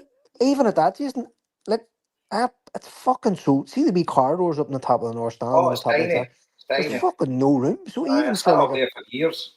a cart or something, it would be fucking tough. Honestly, No, I it's don't think tiny. people realize that. You know, so look, that's my hope. My hope Hey, is that we're actually looking ahead here and going. We need. I always argue our fucking fans deserve the best, right? We deserve the very, very best of facilities, and I just hope that the fucking board are looking at our facilities and going, where are they going to be in 2075? Now, I sent you a fucking screenshot during the week. you need to build a new stadium. Well, possibly, or you could do it incrementally. You know, you could do it one stand at a time, like we did before. So you're not fucking everybody out. Build one up, knock one down. That could But be done, but but something has to be done. but see with the top tier, there's no room to wiggle back because you've got a graveyard there. No, So but there's room to wiggle forward, Jason. aye, but you need to reduce some of the seats. No. You could knock down the fucking main stand and push the whole stadium towards the road. There's Aye, fucking but then, tons of room. you're building a new stadium then. Well, possibly. But the point is that I just hope somebody's actually fucking thinking about it. I'm not sure they are, to be honest. Now, I sent you a screenshot during the week of the Huns Edmondson House. They've converted that into a match day venue for their fans and it's made a profit, right? And that's my point. We had all these plans in the bag. Where the fuck is our version of that to give our fans extra on a day out? There's some chance there's bought a see that plot of land behind turnstiles and everything. Yeah, Jay Mortimer bought it. Aye, that's been bought to build What the a fuck? fucking 3-story venue. So some other Rematch. fuckhead is doing it, whereas we had the whole cafe, hotel, fucking museum thing all Aye. done. Do you know what I mean? And Liam, I think, is hit on it there. Their option is, well, we'll just open the concourses already. So you can do with limited cost, get everybody in, blah, blah, blah. Instead of actually thinking ahead and going, well, is that going to be suitable for the next X amount of fucking years? Say the law does change and you're allowed to fucking do more or whatever else. It's fucking nuts. You know, we should be ahead of the curve and saying, invest money now, take whatever it is now, set it aside, stick it in a fucking long yield bank account and get your plans done. Well, And when the time comes, fucking boom. Going back to the original question, I think it's really simple. I think we're run by accountants who are completely, risk focused. Accountants and fucking lawyers. Yeah, Nicholson's and a lawyer, and and fucking B, Lowell's an accountant.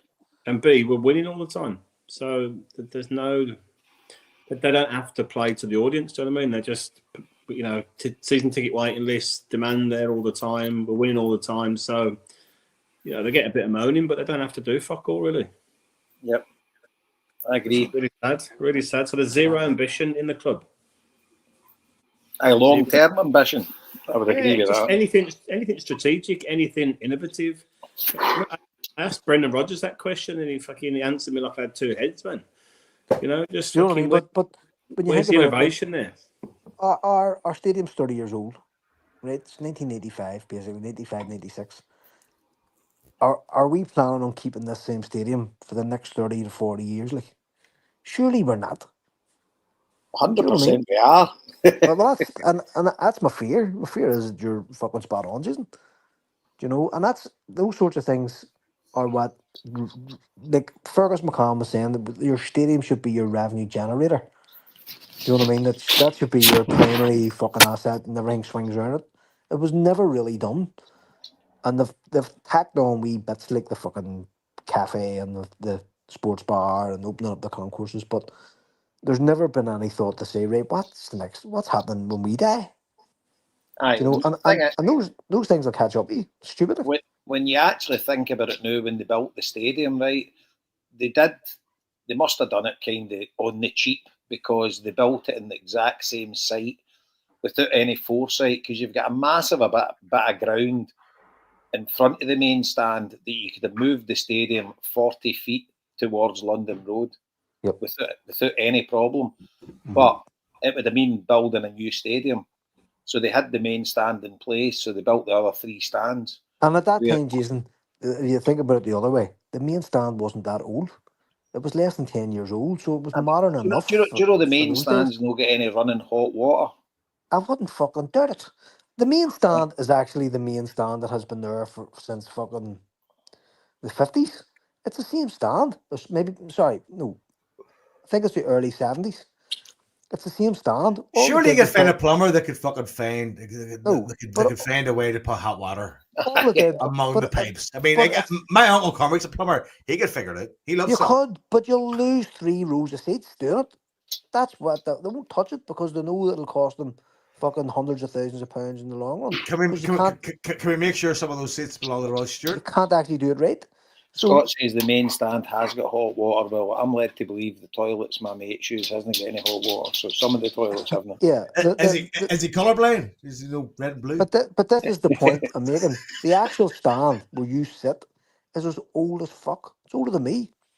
But they built the extension, the red brick bit onto the top where they have the Walford and all that sort of stuff. That's newer. That was from the 80s. Do you know what I mean? So at the time when Fergus McCann was building the stadium, you could kind of see his point. He was looking at that bit going, well, that's not that old. It's less than 10 years old, so there's no point knocking that down. Let's just get this built. We need it quick, which we did. You know what I mean? We needed that fucking stadium up as fast as we could. From memory, there's 2 different companies built it. There was a different company built the North Stand, then built the 2, the Jock Stein and the Lisbon Lions Stand. I'm sure Scott would know that too. Do you know what I mean? But it was done, the 2 ends were done a lot cheaper than the North Stand because that was where all your fucking, your corporate bit and the boxes and stuff were going on at that point. So it's amazing to think that nobody is actually going, where's this fucking stadium going to be here in whatever amount of years' time? And that's what I'm saying. Those English teams like Spurs and like Old Trafford is old as fuck now. Do you know what I mean? Because Old Trafford was kind of the same as us. They jerry built it. They just stuck bits on. Fucking Anfield. The thing is, though, right, with Celtic, as long as they're playing in Scottish football, which is probably going to be forever, but it's a big outlay and a big investment for them, isn't it, to build a whole new stadium? And I know teams in England do it all the time, but it totally they've got is, guaranteed money. But you can also host European finals. No, I know. And here's the fucking thing, Liam. You've got December Champions League game, and you've all these fucking journalists out chattering their teeth to 2 in the morning in a fucking hut outside.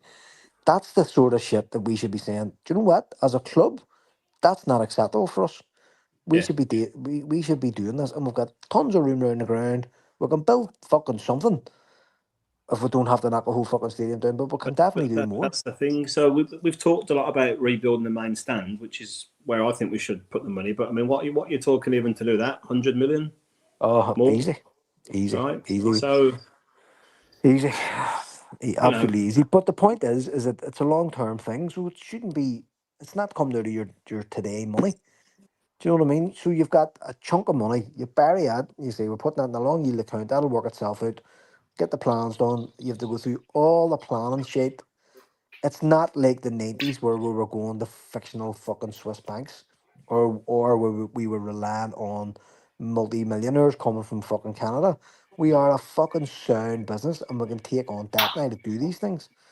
It's not beyond the realms of possibility whatsoever to get long-term finance, have already money sitting there for it, and fucking go for it. Can't get the cunts to spend the money that's in the bank. Never mind, fucking borrow money. But that's Scott's question. To what fucking end? Is anybody actually asking these questions? Why is this money sitting here? And you aren't spending on players. You can argue that you've obviously booked the transfer record. Oh, fair enough, but it's not all going there. And the reason is they're shaping themselves in case we don't get Champions League football.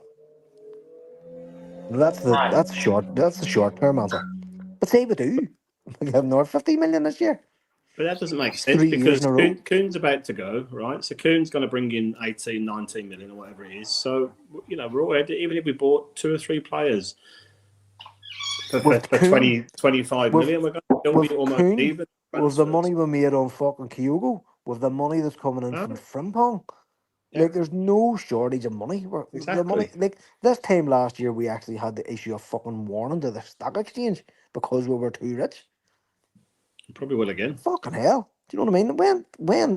When you were a kid, could you ever have thought Celtic be in that position? We were saying, here, money man, we're loaded here. We need to tell you this. We're fucked.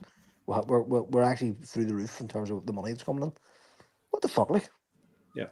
Here, by the way, I need to mention, I wasn't going to mention it, but I'm going to, see when you were digging the dirt and DJ Carey and that, I'm going to dig the dirt on the potential, what a lot of folk think is a Celtic legend. So obviously, you know, I'm on the committee of the Tommy Gemmell community project. So we've got a night in DL Park coming up, and John Hartson had committed to do the night for us. So one of the lassies in the committee had a word with him, and he says, aye, I'll tell you the figures. He said he would do it for £500. So we're like, fine, £500 plus expenses. I'm like, delighted, going to get him up. Then he phones and says, oh, I can't do it for that. I usually take £3,000. I'll do it for £1,250. So we had a meeting with that, right, we'll just need to pay it. And then he phones back and says he's double booked after that. So there you go, big fucking scumbag. So that's the kind of people hold these guys up as Celtic legends, right? We're actually a charity that's giving money to a community and building a statue of a proper Celtic legend in his hometown. And this is a guy that earned multi-millions for playing for Celtic and asked to give a wee bit back where he's still getting paid, but maybe not getting paid as much as he wants to get paid. And that's what he does. So there you go. It came straight from the horse's mouth. I'm on the committee. I know the exact figures. That's your facts. So we'll leave it at that. I just thought I'd get that out there because I tell all the guys, I says, well, I'm going to say it on the podcast. So fuck them. Do you know what I mean? Well, you're not telling any lies. That's what happened. Fucking hell. Aye. That's the folk you're dealing with. £3,000 it takes here. And you can see all these folk that run these Celtic. So we're running one, and I'm fundamentally against these nights because these nights are usually run by companies that make money. You know, they get Celtic fans to buy tables and they go there. It's not going to a charity. It's going to them. You know, they're making the margin. But we're no. Every penny that we make from it is going into the Tommy Gemmell Community Project. And that's... So we've got George McCluskey and Frank McAvenny have stood in, and we've got other Celtic legends that are going to be there that we've not announced, but it'll be a great night. And do you know what? I'm glad because I love George McCluskey 100 times more than I love fucking John Hartson. So I'd give fucking George McCluskey the money. The money I was giving fucking Hartson because George is a fucking gem. Absolute diamond. Yep. Gem of a guy. Not that he that's a proper Celtic legend. You know, somebody steeped in the club, played for the club he loved, never says a bad word about Celtic, and turns up Celtic supporters function, has done for years and years and years. And at this point, I remind everybody that John Hartson wrote in the fucking Sun that he witnessed a riot in Dundee that didn't happen. Exactly. I fucking never liked it. Fucking fucking always hate him. Since he ousted Sutton for the centre forward position, he scored 100 goals for us, but see at the end of the day, fuck him to eternal damnation. Simple as that. Big George plays the Kano golf every year, mate. Some man. Legend. And his boy as well. Some golf for his boys. So I just thought I'd get it out there, just to let folk know. So there you go. There's your John Hartson for you. After dinner speaking, it's an industry, isn't it though? It's an industry. It's an industry. I mean, oh, aye. They're on the Celtic bandwagon. I think Larson's 6 or 7 grand. I think I've been to 2, right? But here's the thing. See if somebody films one of them and you watch it, you're kind of done. I watched the Larson, even with Larson. That's it. Like, what else is there? Right? I don't need to go to the next one. See the ones you went to? Like, I'm not wanting, don't name names. Or Well, anything. it was meant to be Ralph Chick, and it wound up being Thompson and Hartson. And to be fair, right, Hartson's a very good. He has developed a shtick, I suppose, when it comes to the Celtic sort of, after dinner speaking, because that's essentially what it was. We had dinner and stuff and a few pints, and Thompson's. No, but I don't mean that, Joe. I mean, was it for a charity or was somebody just make money after it was for a supporters club. It was. Oh, right, okay, that's fine. I mean, it wasn't well, as far as I was concerned, but that's what it was for. Yeah, and the other one I went to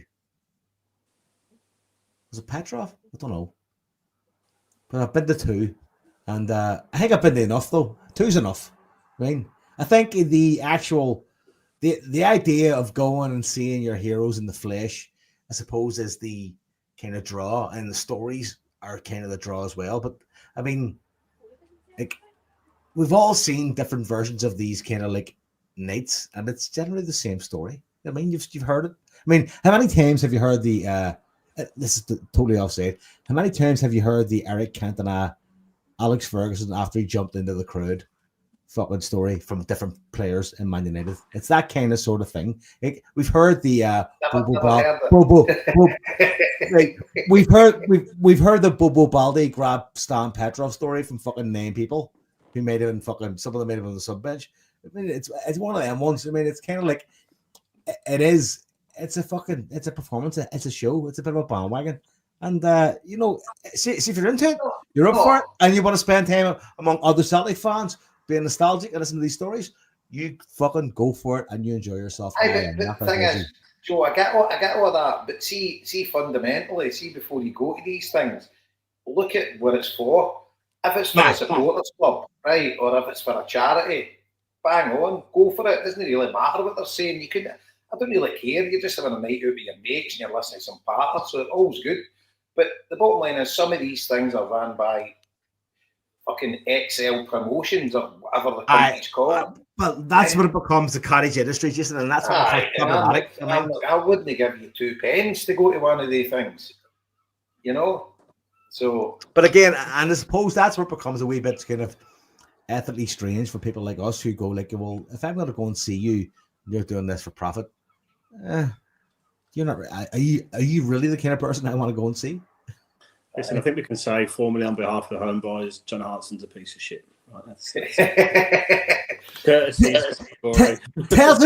tells a good story, Liam. I gotta say, I was sucked in by his after dinner patter. You know what I mean? But then again, see if OJ had good after dinner speak, I'd be like, no problem, OJ, this is good crack.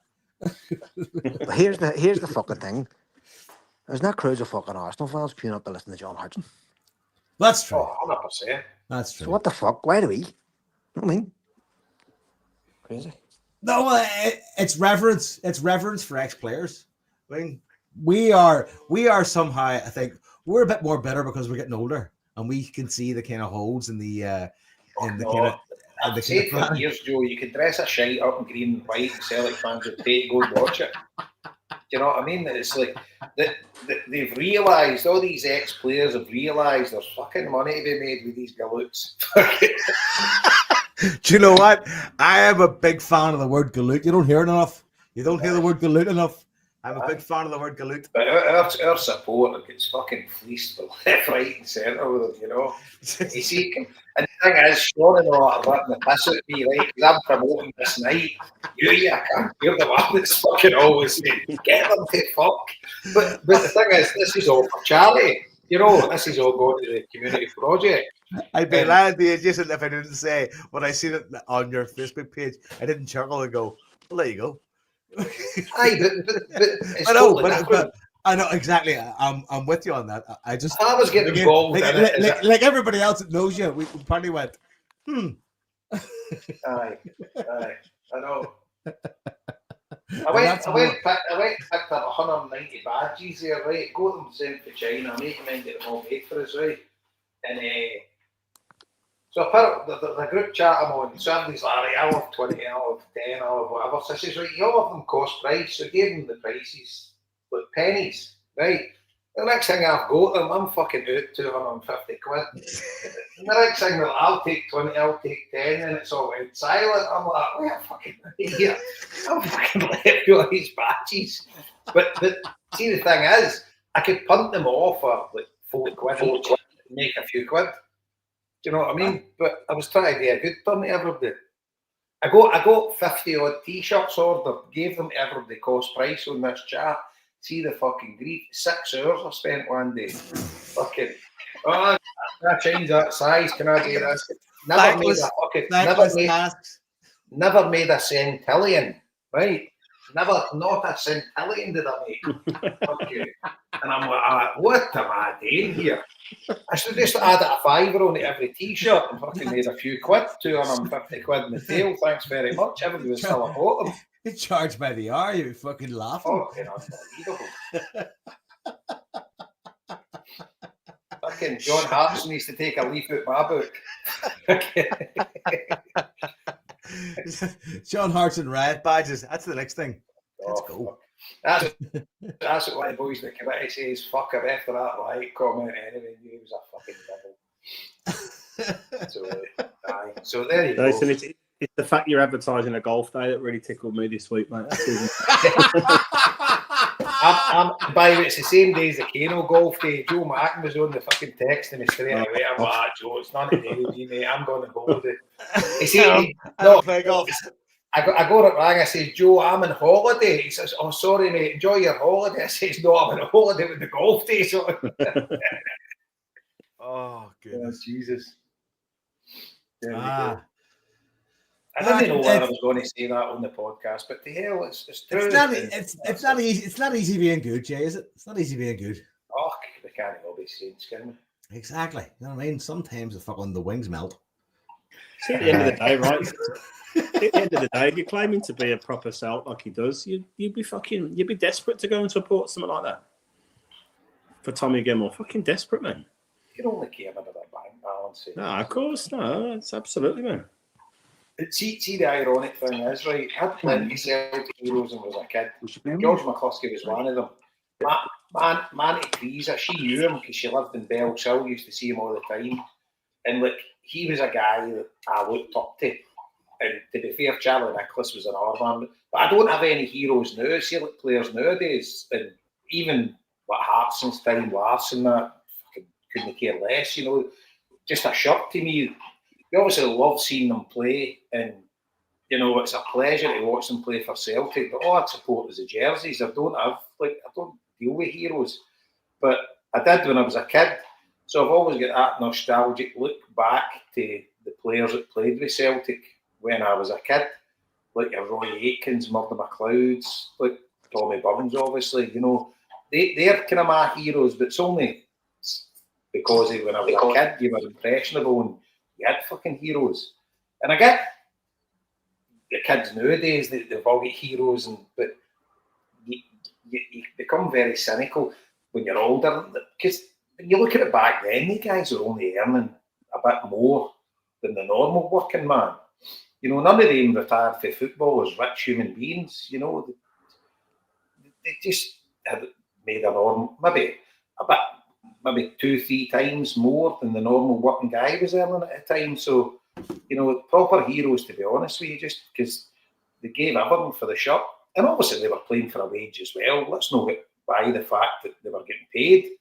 But they genuinely did have a love for Celtic, and the certain guys like Johnny Doyle's and all that, they just love playing for the football club. And you don't get that nowadays. Very, very rarely. Kieran Tierney, but obviously he gets well compensated as well just because of the situation he's in.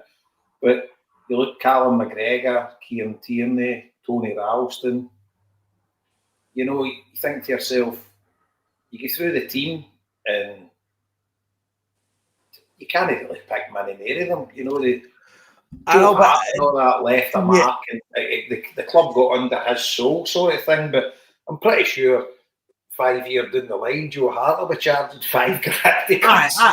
I know, but just like, I mean, you're kind of making a comparison between two things that are, I suppose, now, as we see it at the stage, very kind of invert. I mean, people like Tommy Gemmell and Johnny Doyle, they probably made just above the industrial wage at the time, right? So the motivation wasn't like money or fame. The motivation was Celtic, right? So, like, to compare that towards the motivation that players have today, and again, it's not a very long amount of time. It's literally how capitalism has fucking catapulted in terms of sports. It's two very different levels of work ethic, in my opinion. I mean, the two very different motivations for players that did what Tommy Gemmell did, like Johnny Doyle did, as opposed to what someone like Kieran Tierney does. And I'm not discounting one or the other. I'm just saying it's quite apparent that, you know, very different worlds as sportsmen to be involved in. Therefore, the motivations are very, very different. But I agree with that. But if you catapulted George McCluskey, Danny McGrain, Tommy Gemmell into today's world, they would have the same motivations as the players today have. You know, it's an unfair comparison. I know that's kind of the point I'm trying to make. It's going like, I mean, you're comparing two different worlds. It's comparing history with common reality, which never really weighs out. You know what I mean? I totally get that, and it's unfair because the players of today, if I was playing football in today's world, I'd have the same motivational factors as the players that are playing today. You know, there's no getting away from that. And all these Celtic fans that never played football and, you know, how dare he fucking leave us? How dare you? Fuck off, mate. You know, fucking hell, the guy's off. You know, he's fucking trebling his wages. He's giving his family a better life. I always ask these people who get like that, going like, do you think you'll ever have to make that decision? And they go, well, no. I go like, well, then why the fuck are you even thinking about it then? Because it doesn't matter to you. You will never be in that situation. You will never have to make a decision. So why the fuck is it even crossing your mind? Because at the end of the day, all you're doing is distracting yourself from whatever the fuck you should be doing, thinking about what Kieran Tierney or somebody else should be doing. Fuck up. Aye. And the thing when Ange left and all that, the cold light of day, when you analyse it, if you were at an Ange's position, you'd probably done the same yourself. You're a fucking Australian. It's got no fucking link to Celtic whatsoever. You've came, embraced it, you've loved it, and then you've fucked off. So obviously we feel very bitter about it because it's personal to us, but to them, it's just a job. Yeah. And the vast majority that play for us are managers. I think Brendan Rodgers is slightly different. You know, he has got a Celtic connection, and I do hope that he will stay for that bit longer. But he came and said he would do the 3 years, and I've got no doubt he'll do the 3 years. I get this sneaking suspicion, Jason, that he's just going to just see how it goes. You know what I mean? And just like do his best and then like roll with the punches. And if it gets too much, or if it gets too much, too little, too whatever, if it goes sideways, he can just sort of go, right, well, that's me done. Go off and fucking manage whoever he wants. But see these things when people managers get to the end of their term and they know they're leaving, they very rarely end well. It gets messy if people don't address it, though.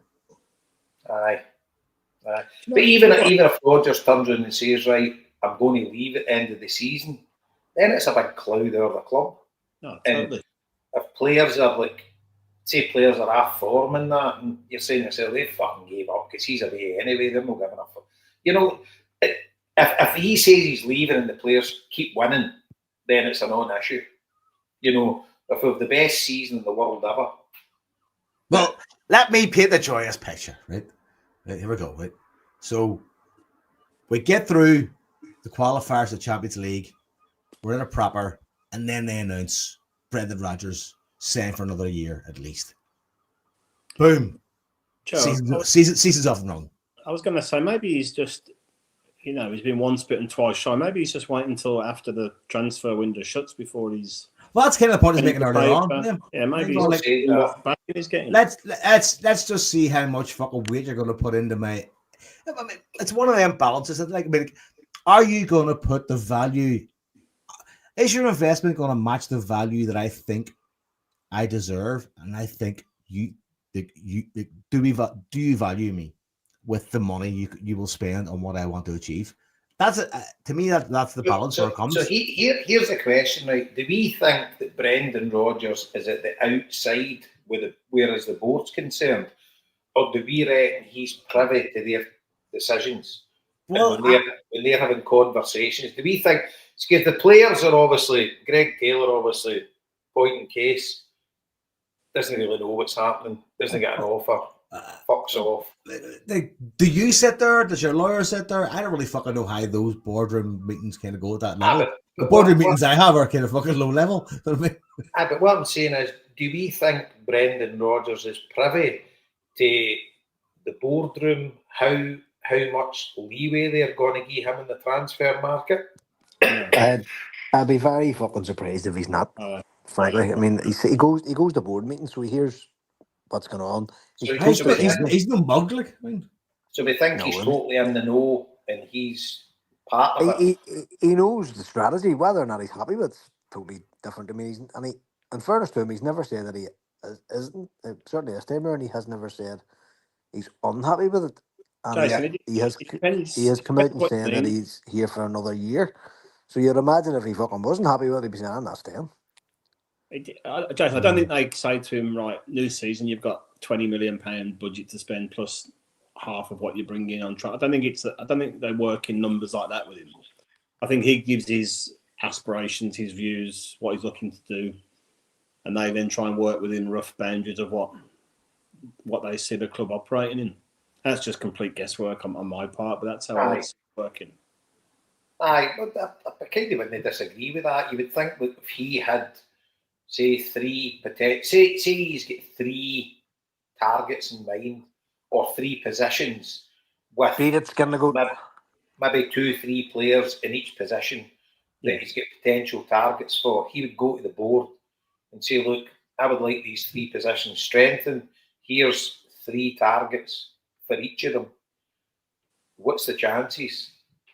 And they would come back. I don't know how it works, but you would maybe think that would be, you would think our scouting department, if he identifies that we need a centre forward, they would come to him with 4 centre forwards that's within our kind of budget and aspirations. I think that scouting's happening all the time. We'd be scouting every position all the time. We'd have a short list of players all the time, I imagine, for every position. It's just how serious we move on those sort of, that would be dictated to, I guess, by who leaves, who we sell, injuries, I guess whatever else that's going on in there.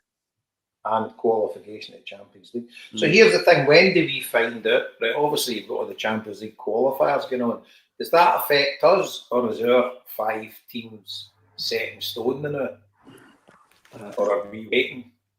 I thought our 5 were set in stone, but I think two of them or 3 of them play in the round before us, so could be replaced by somebody else. I think we know. So there's 10 teams in our cohort of whatever, our group. We're in the top 5 seeds now. There's 5 seeds below us, but some teams out of that 10, it's at least 2, maybe more, could be replaced because they're playing earlier rounds than us. Right, okay. If you're with me, so but we're definitely in the top 5. We're definitely seeded for that playoff round. Right, okay. We can't come out of that. No one can come in and overtake us from that. Aye, so we were talking about this during the week, right? See, if you're a fan point of view, you want to actually lose the Champions League qualifier. Why? You want it in the Europa League. Because you got a chance of winning it. I wasn't even thinking about that, but you put that in my head. But see if you're a total fan point of view, better away trips, chance of winning it. Why? And a proper chance of winning it, because there's no drop down for the Champions League.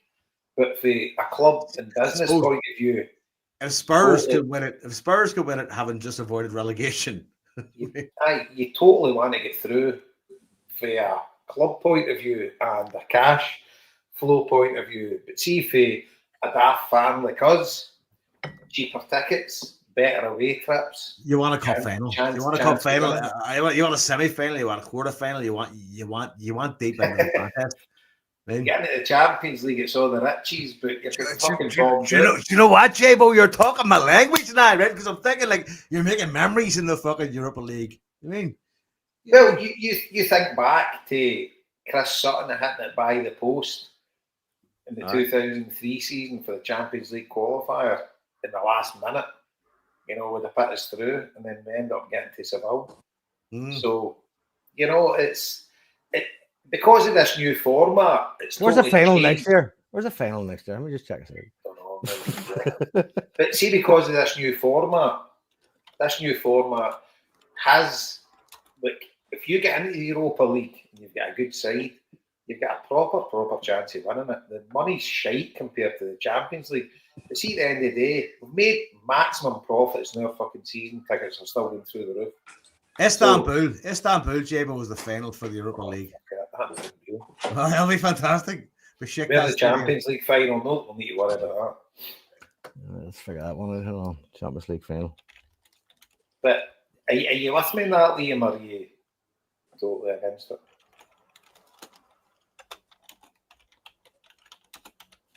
Liam's gone off, is he?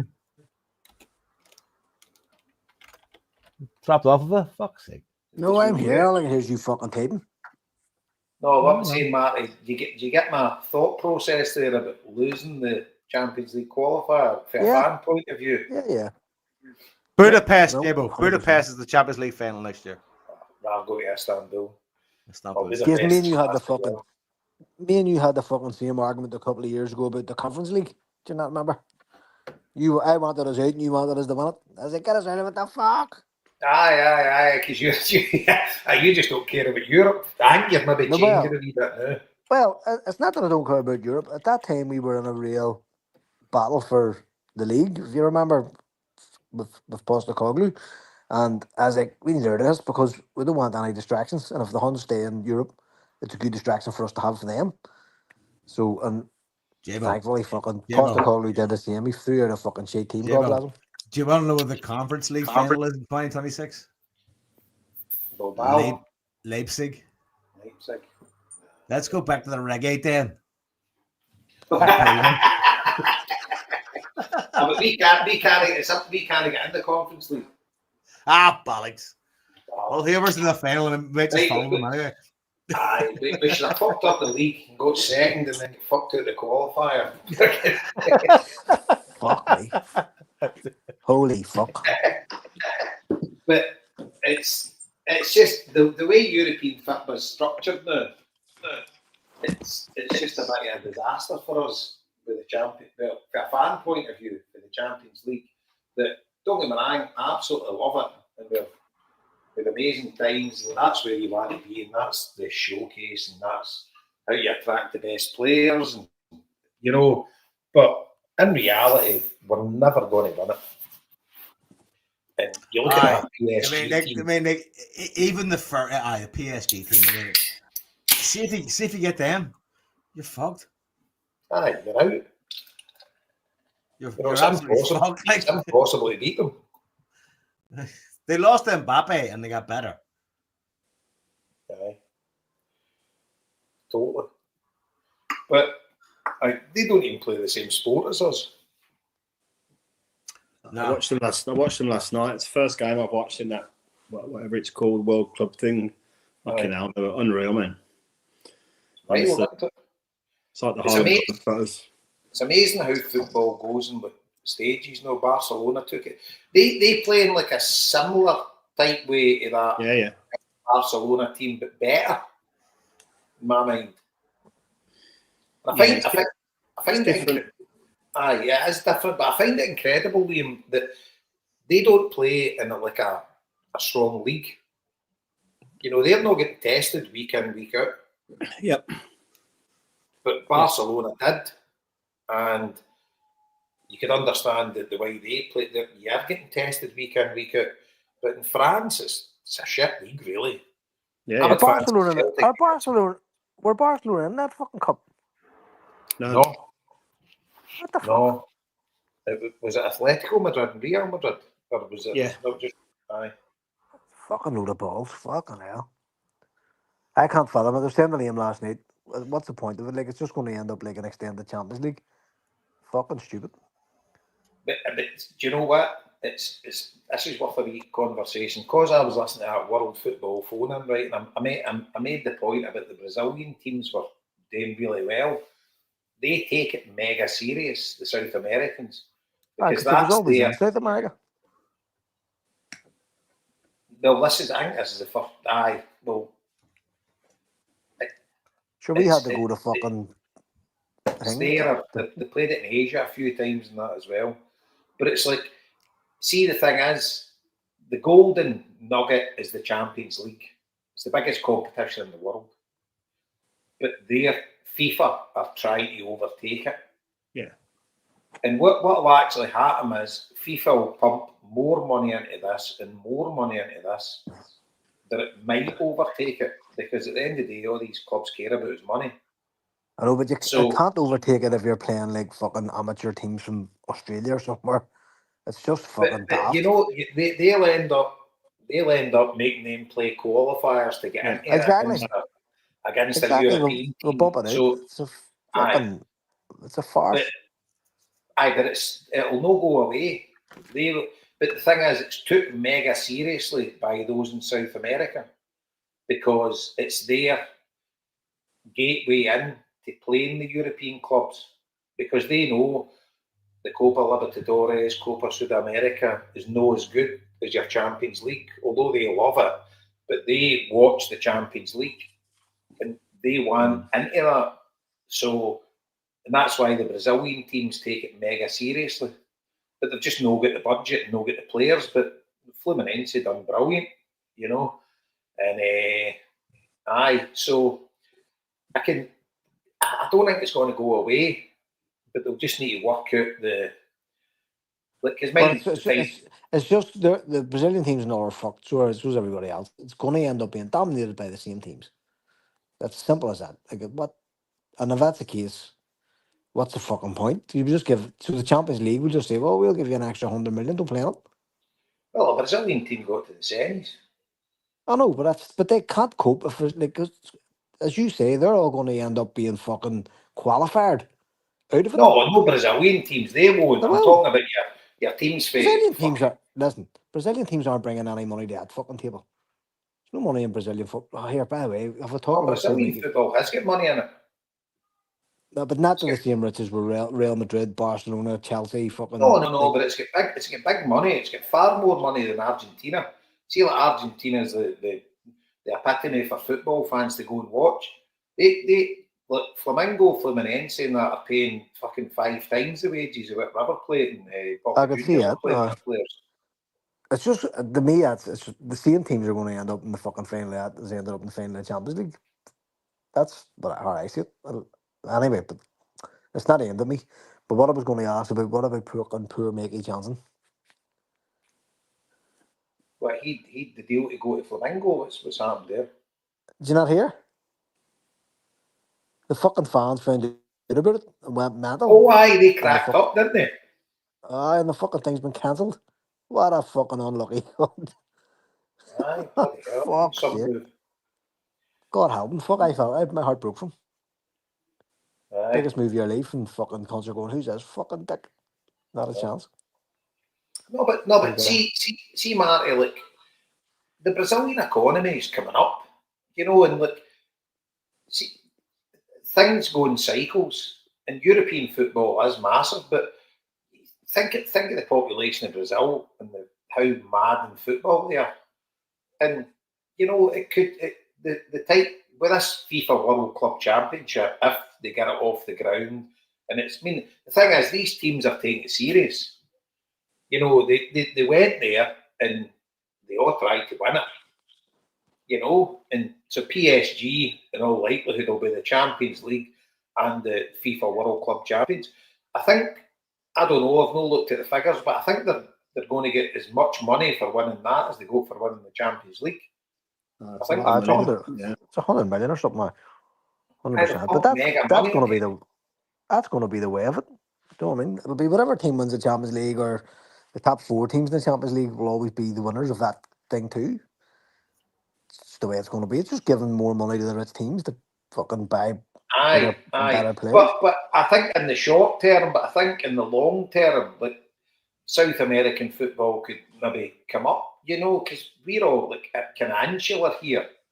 But if their economies are up and blah blah, I kind of agree with you, to be honest with you, because I can't fucking see it. Like the Champions League, because their leagues play, the English league pays well.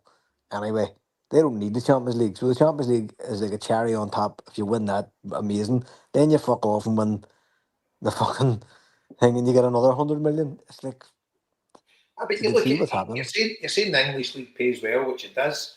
But they teams are fucking celebrating getting into the Champions League, getting fourth place. I know, here, 100%. So we be. If it was fucking, if it was us too, we were getting in fucking fourth place, we'd be delighted too. Do you know what I mean? But the fourth place teams in any year is only going to be, you can predict, that's what fucks me off about the Champions League. You can predict who's going to be in the final four every year. Thereabouts. You know what I mean? You'll not be fucking far wrong. If I guess today, you wouldn't be far wrong next year. Do you know what I mean? So it's a bit mad, but right, let's have a stab in the dark. I'll say fucking Real Madrid, Inter Milan, PSG, and fucking we'll put a wild card in there and chuck Bayern Munich in there. There's every fucking chance that'll be it. They'll get an English team maybe. Fucking aye, and Barcelona, Real Barcelona. Madrid. I mean, you know, really, they're going to be the ones when the crunch comes. No, Barcelona, but couldn't they sign fucking Nico Williams, could they? 10-year contract? That's a wild one, isn't it? 10 years. 100 million buyout clause.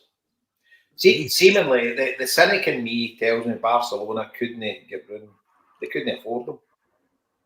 Because they'd have been trying to do deals with the Athletic Club. We'll pay you up in installments, we'll do this. Obviously, with the money embargo thing they've got at the minute. That's a bit like your mate going like, here, I'll take that sofa off you, but I'll give you a tenner now, and I'll give you 20 quid in the next 17 weeks. Aye, but the difference is his fucking sofa wasn't challenging your sofa every week. Exactly. I mean, but here's the thing, right? Where I love the Basque country, the best people in the world, right? See if you turn against them, they can be fucking bastards, right? See him being born and bred in Bilbao. His brother plays with Athletic Club. See if he signed for Barcelona, he couldn't have been back there.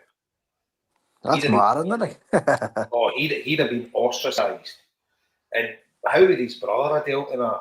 Do you know what I mean? See if he'd been back. Because see when you're in Bilbao, you're walking about and athletic players are walking by you, sitting in cafes and stuff like that, and nobody's bothering them. Because they all live in the city. They all stoat about. It's no uncommon to see them stoating about. It's no like they'll be in a cafe and people are mobbing them and stuff like that because they just live there. And that's just life. And he would, everything he's known in his life would be fucking gone. And he's probably thought long and hard about it and went like, I can't fucking do this. Which I think loads of them have done that. Because I think I counted out only 5 or 6 players in the last 25 years have left Athletic Club to try and further their career. I remember Lizarazu getting fucking grief. Remember he fucking came for France? Austin says his thing. Aye. But he got dog abuse for playing for France. But see, like, it's just they don't take kindly to fucking getting. See the thing is, see if he came for Gazpucho or if he came for Navarra, do you know what I mean? He could have left no bother because he'd go back there and they wouldn't bother their ass because they don't support. What about that fucking Lego-headed cunt fucking Arteta staying for the Huns?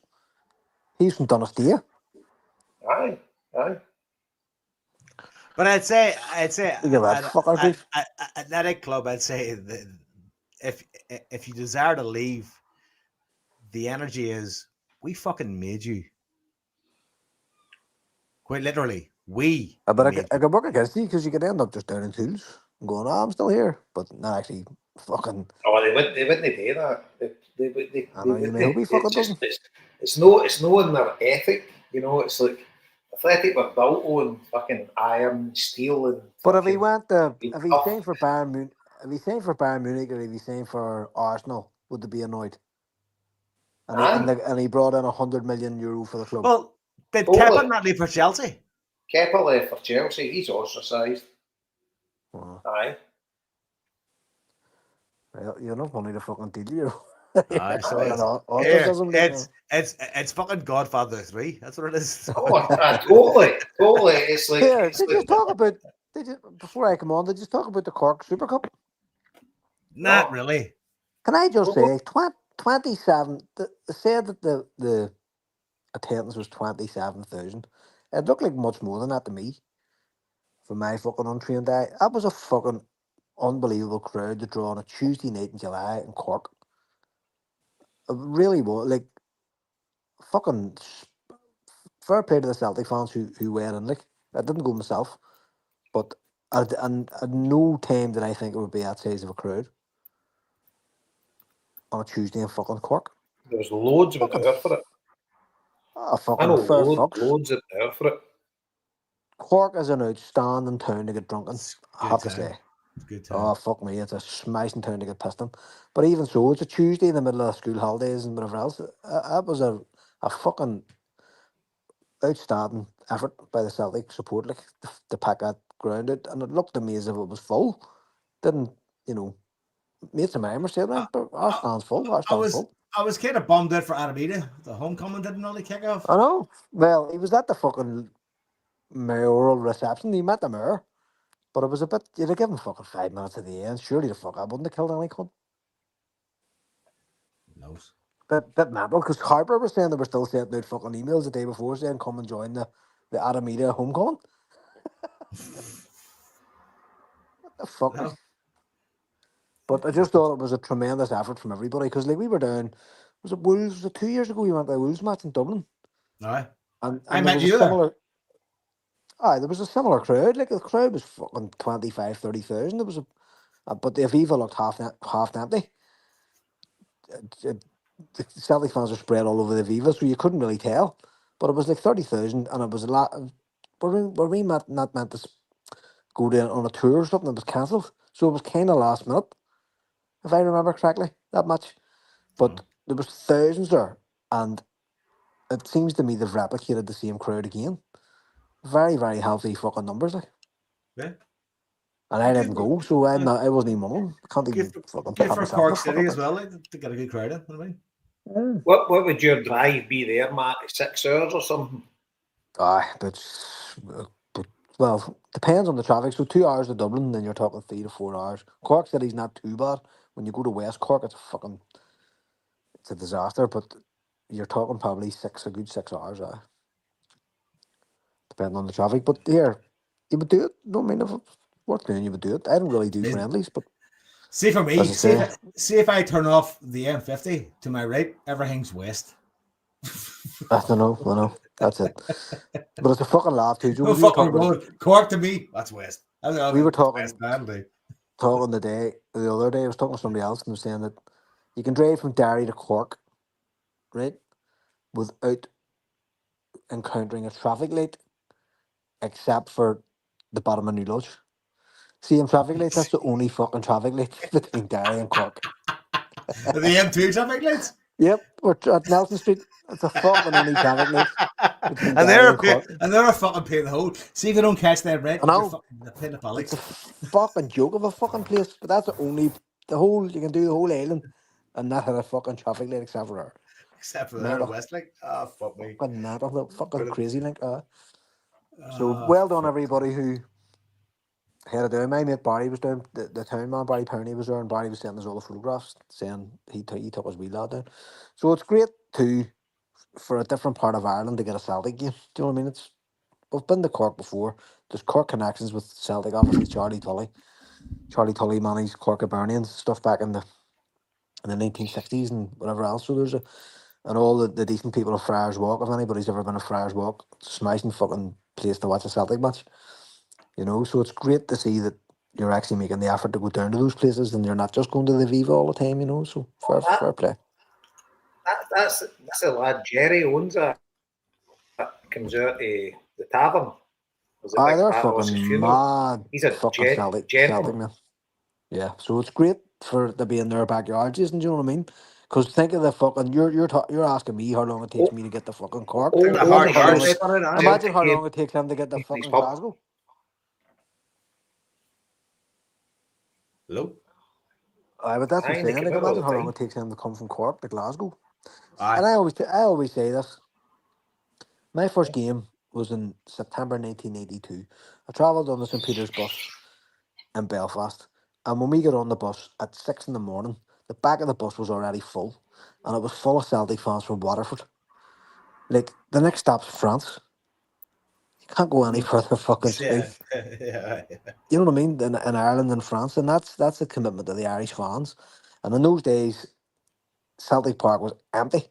Like, we all remember the 20,000 fucking attendances in Celtic Park. This was in 1982 when we were fucking terrible, and Irish fans were still travelling, filling buses, filling boats.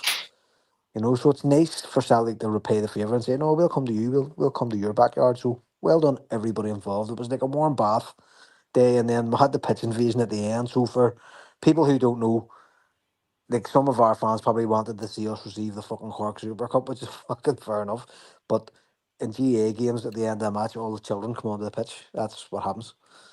You know, so it's very much on vogue with the traditions there. So tough shit. You're saying shit and fuck up. See if you're Nicholas Coon, fuck up too.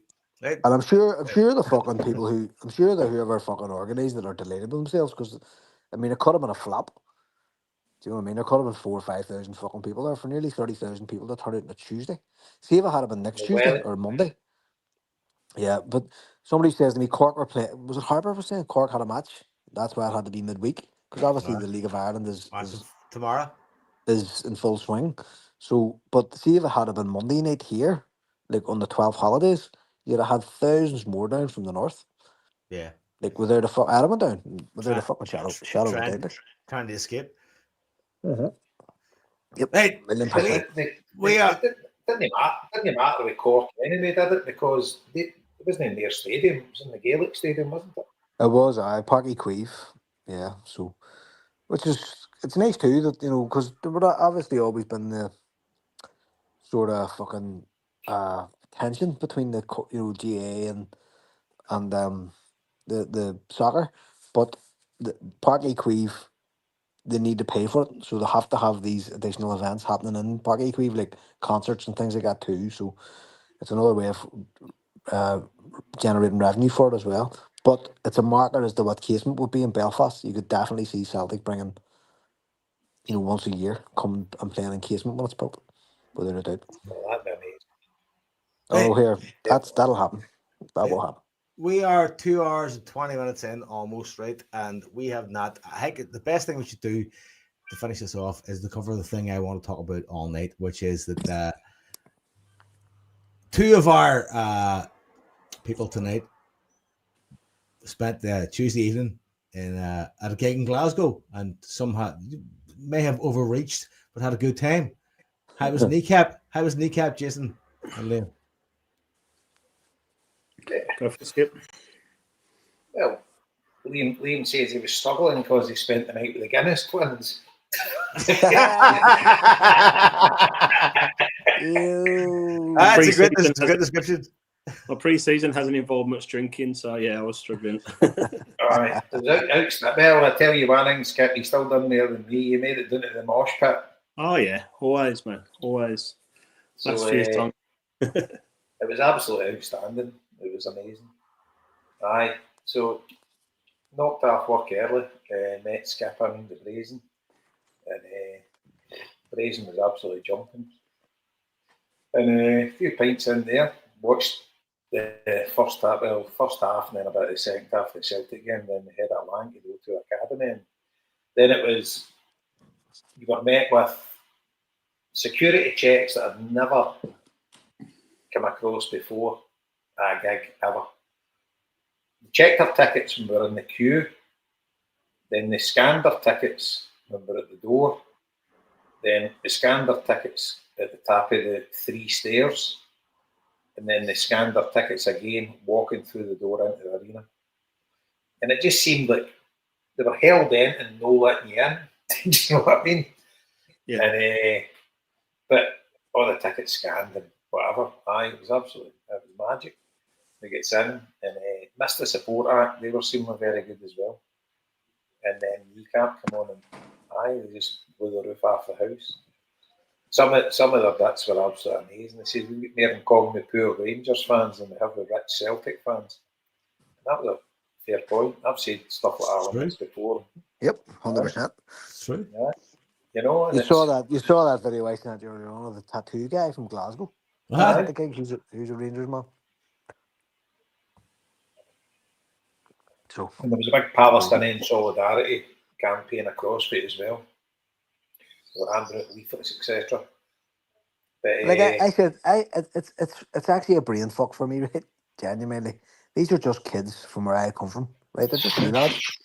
From the They're not- lower whack, Marty. It's kids with the They're lower just whack. they're just fucking kids. They went to Glornamona, the same wee youth club my daughter went to.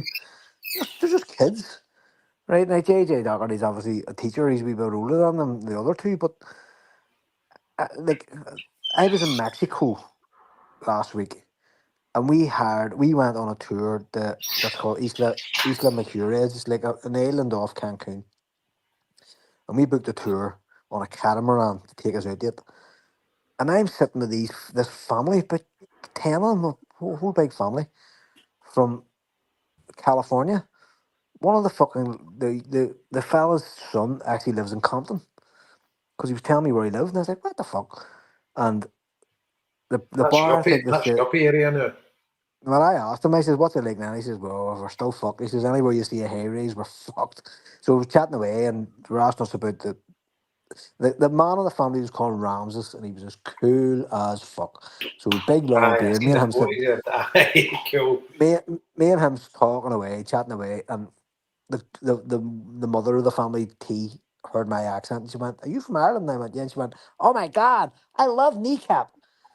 And I was literally fucking speechless. I looked at her going, "What?"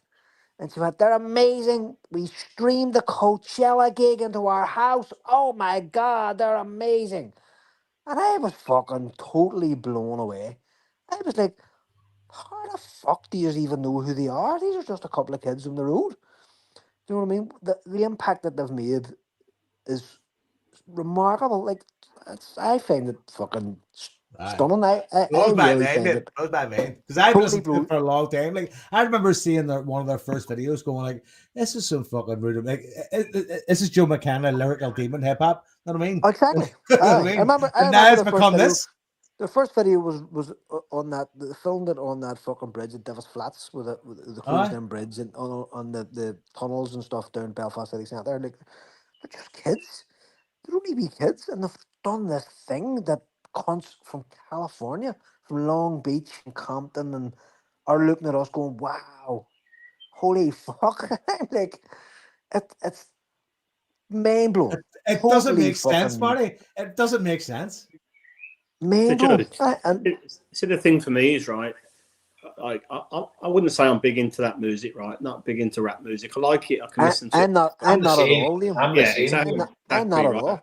Aye, but Exactly. it's my thing. I love it. Like, Yeah, right. But so I'm not massive into it. But I've been to quite a few gigs in my life, right?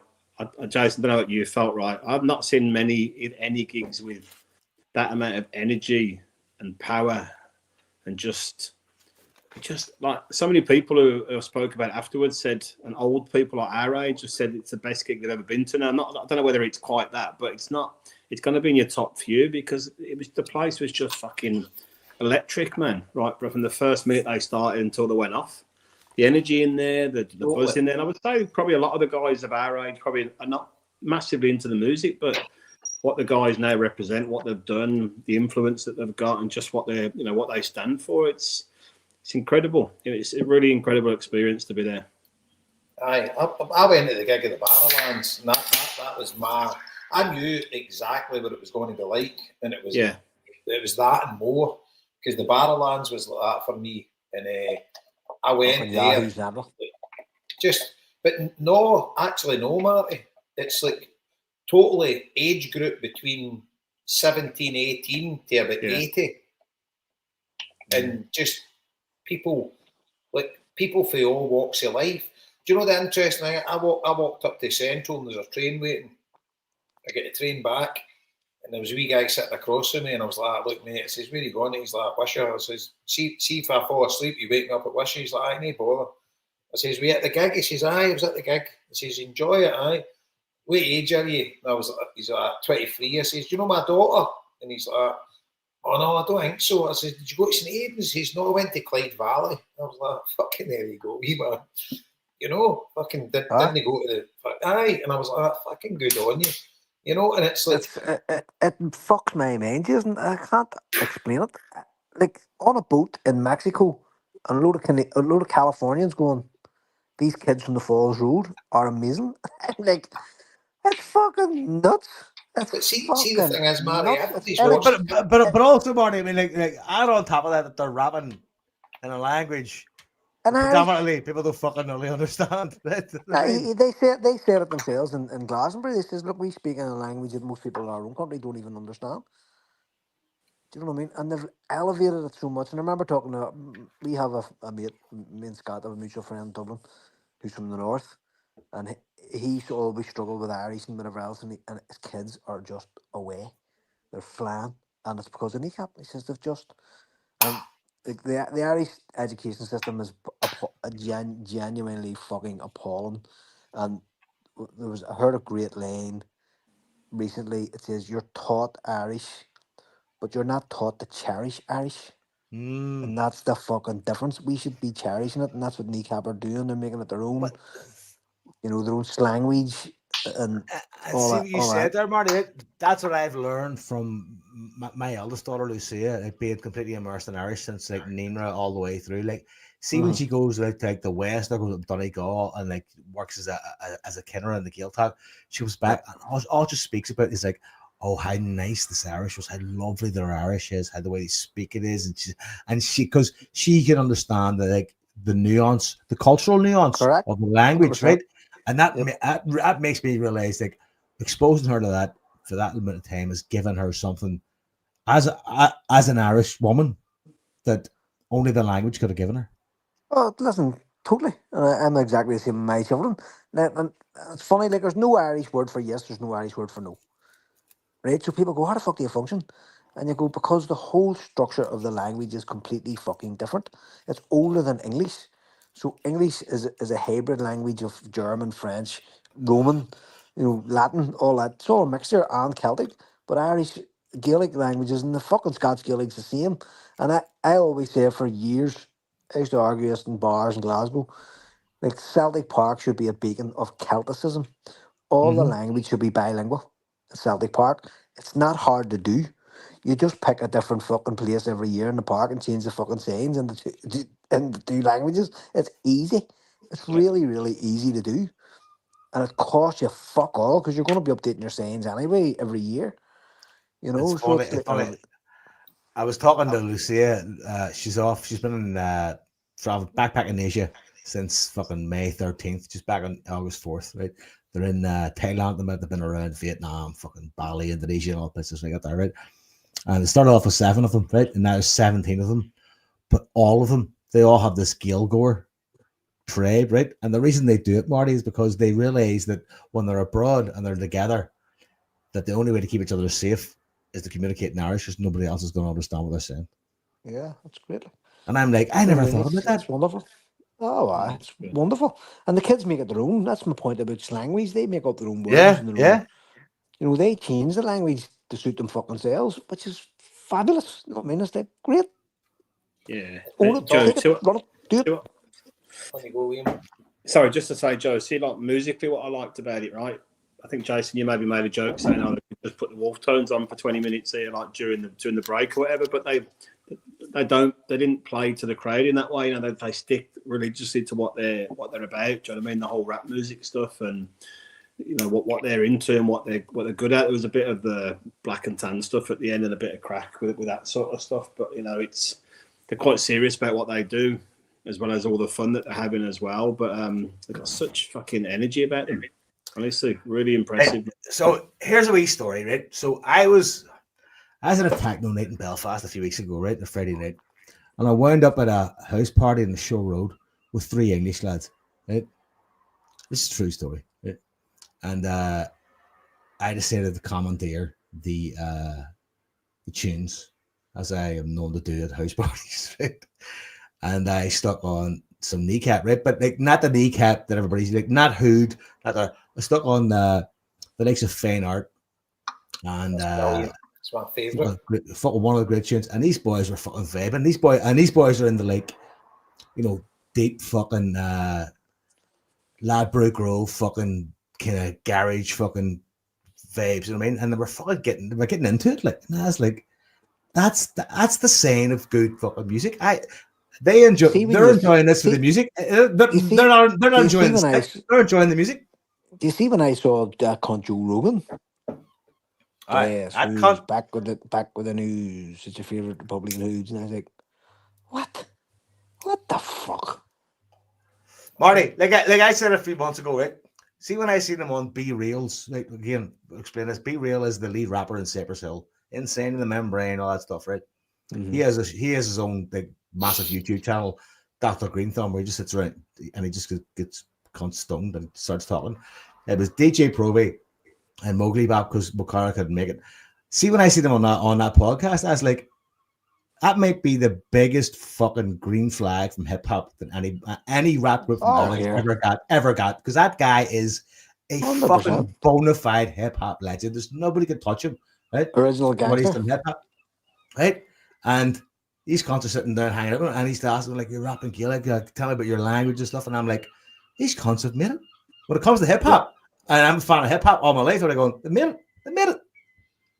It's incredible, and the message they're carrying about Palestine has broken through every filter, every fucking corporate media fucking sham, and got right to the people who matter. Do you know what I mean? It's like, and do you know what, Matt? That's the thing of these Rangers fans that are coming to watch them now as well, because they're watching the news as well, and a lot of them are fucking the same as us, like young guys, working class communities. And they're looking at the TV and going, "This is fucking wrong. This is fucking abhorrent. What's happening here?" It's an awakening, Jason.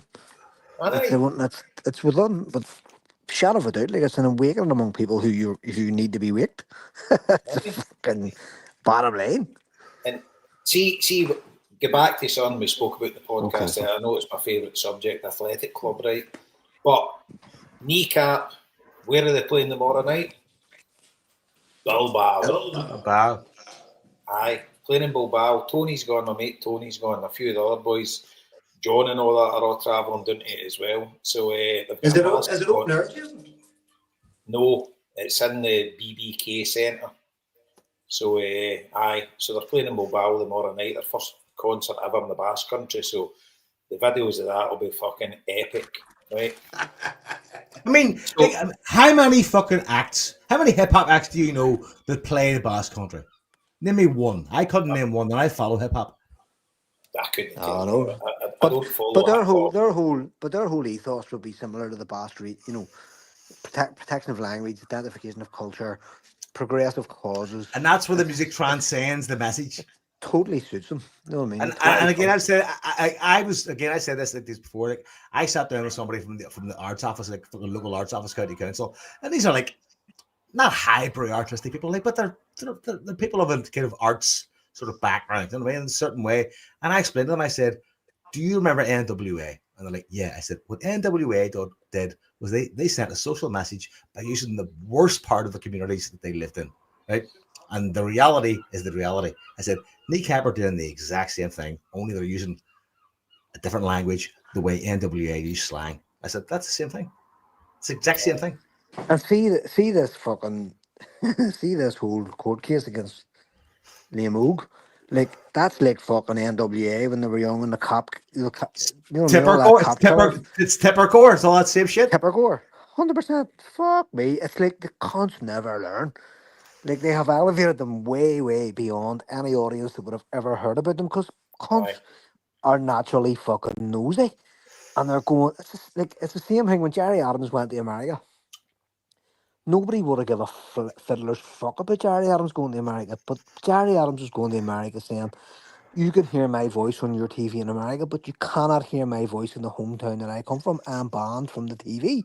So every cunt came out to fucking hear him.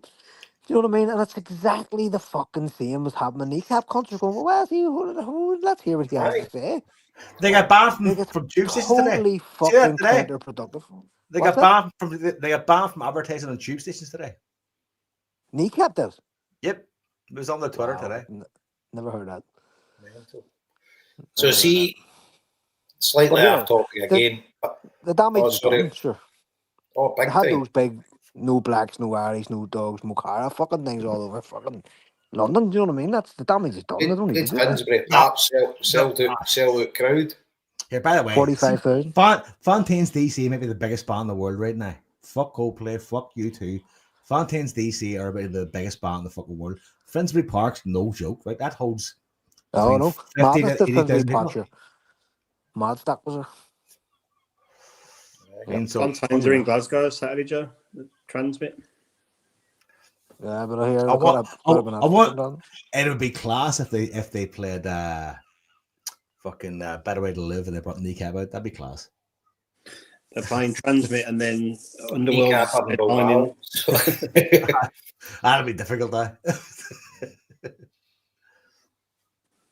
So by the way, we were talking earlier on, I've just done a quick thing there about Athletic Club, about players that's left them, right? So quickly run through this, right? I found it quite interesting. So 2025, nobody loan transfers. 2024, Unai Nunes went to Celta Vigo, 7 million, but he wasn't getting a game. And Villaribre, the guy that played the trumpet, went for €1 million to Alaves, so he wasn't getting a game, right? So you go back down, 23, all free transfers, nobody left them. 22, all free transfers, nobody left them that didn't want to leave. 21, free transfers. 20, free transfers and loans. 19, 20, all free transfers. So since 2019, nobody has left them that was for a part fee? of their team for a fee. Wow. 18, 19, that was when Kepa went to Chelsea. What's that? €80 million. Fucking Christ on a bike. Then 17, 18, Americ Laporte went to Man City, 65 million. But he didn't make the Bilbao. So I don't think Kepa, I'm not sure where Kepa came from. So it wasn't really an issue. Then 16, 17, all free transfers. 15, 16, all free transfers. You obviously had Munayin went to Boca Juniors at the end of his contract, etc. So it didn't really matter. Is that The where he big went? one there- I wondered where he went, Jason. No, sorry, he didn't. He didn't go to Boca. He went to bloody the Pope's team. Bloody what was the Pope's team in Argentina? The old Pope, San Lorenzo. He went to them in a free transfer. Aye. It was Ander Herrera went to Boca Juniors. So Ander Herrera left them in 14, 15, and this was the dodgy one, right?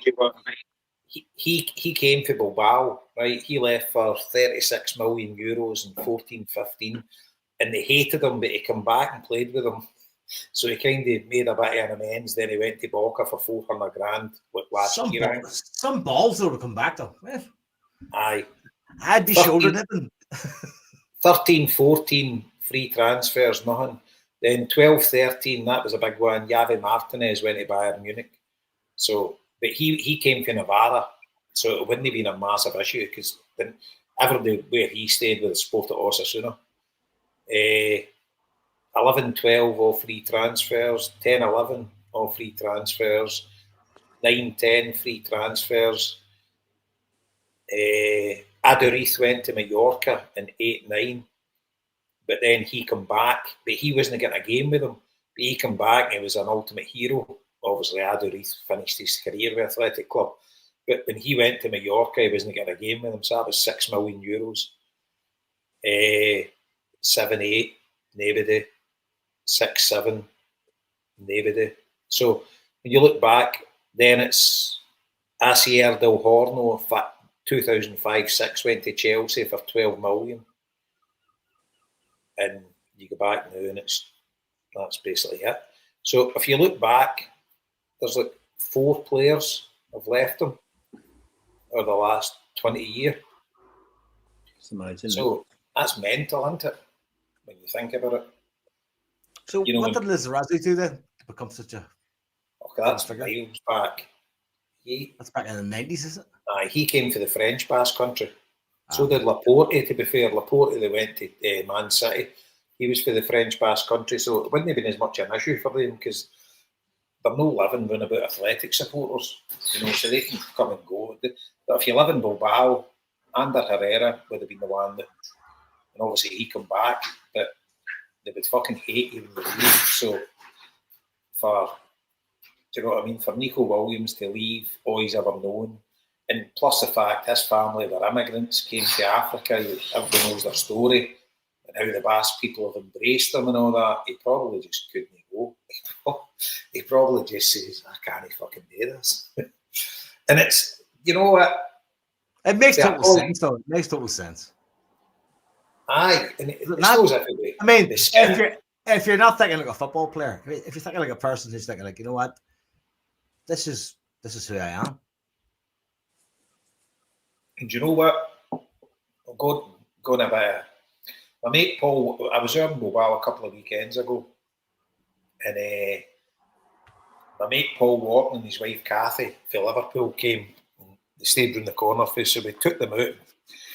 Eusebia and that took us about and whatever.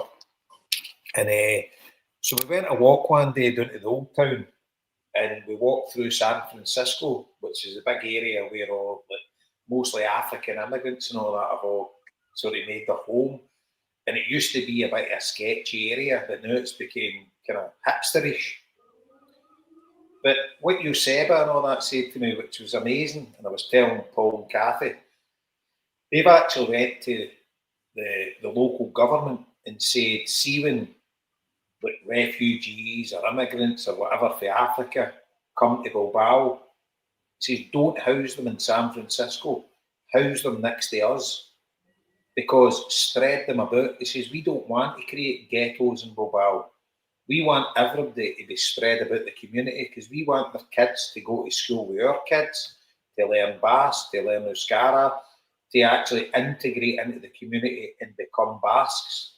He says, we want to welcome them into our community. And it's a thing that started now, that now when you walk through this area, it's a hipsterish area. And previously, don't go there because it's dodgy.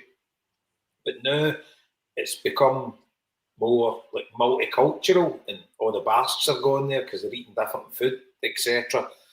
But now the immigrants, when they come to the Basque country, they're getting them spread about everywhere because they want them to live in their communities, in their sort of schemes within Bilbao, so that everybody's integrated and they welcome them. Totally. And you just say to yourself, see the Basques, they've fucking got it right. We've got it fucking far wrong. They have an approach. They've got an idea, and they know what they're looking to do.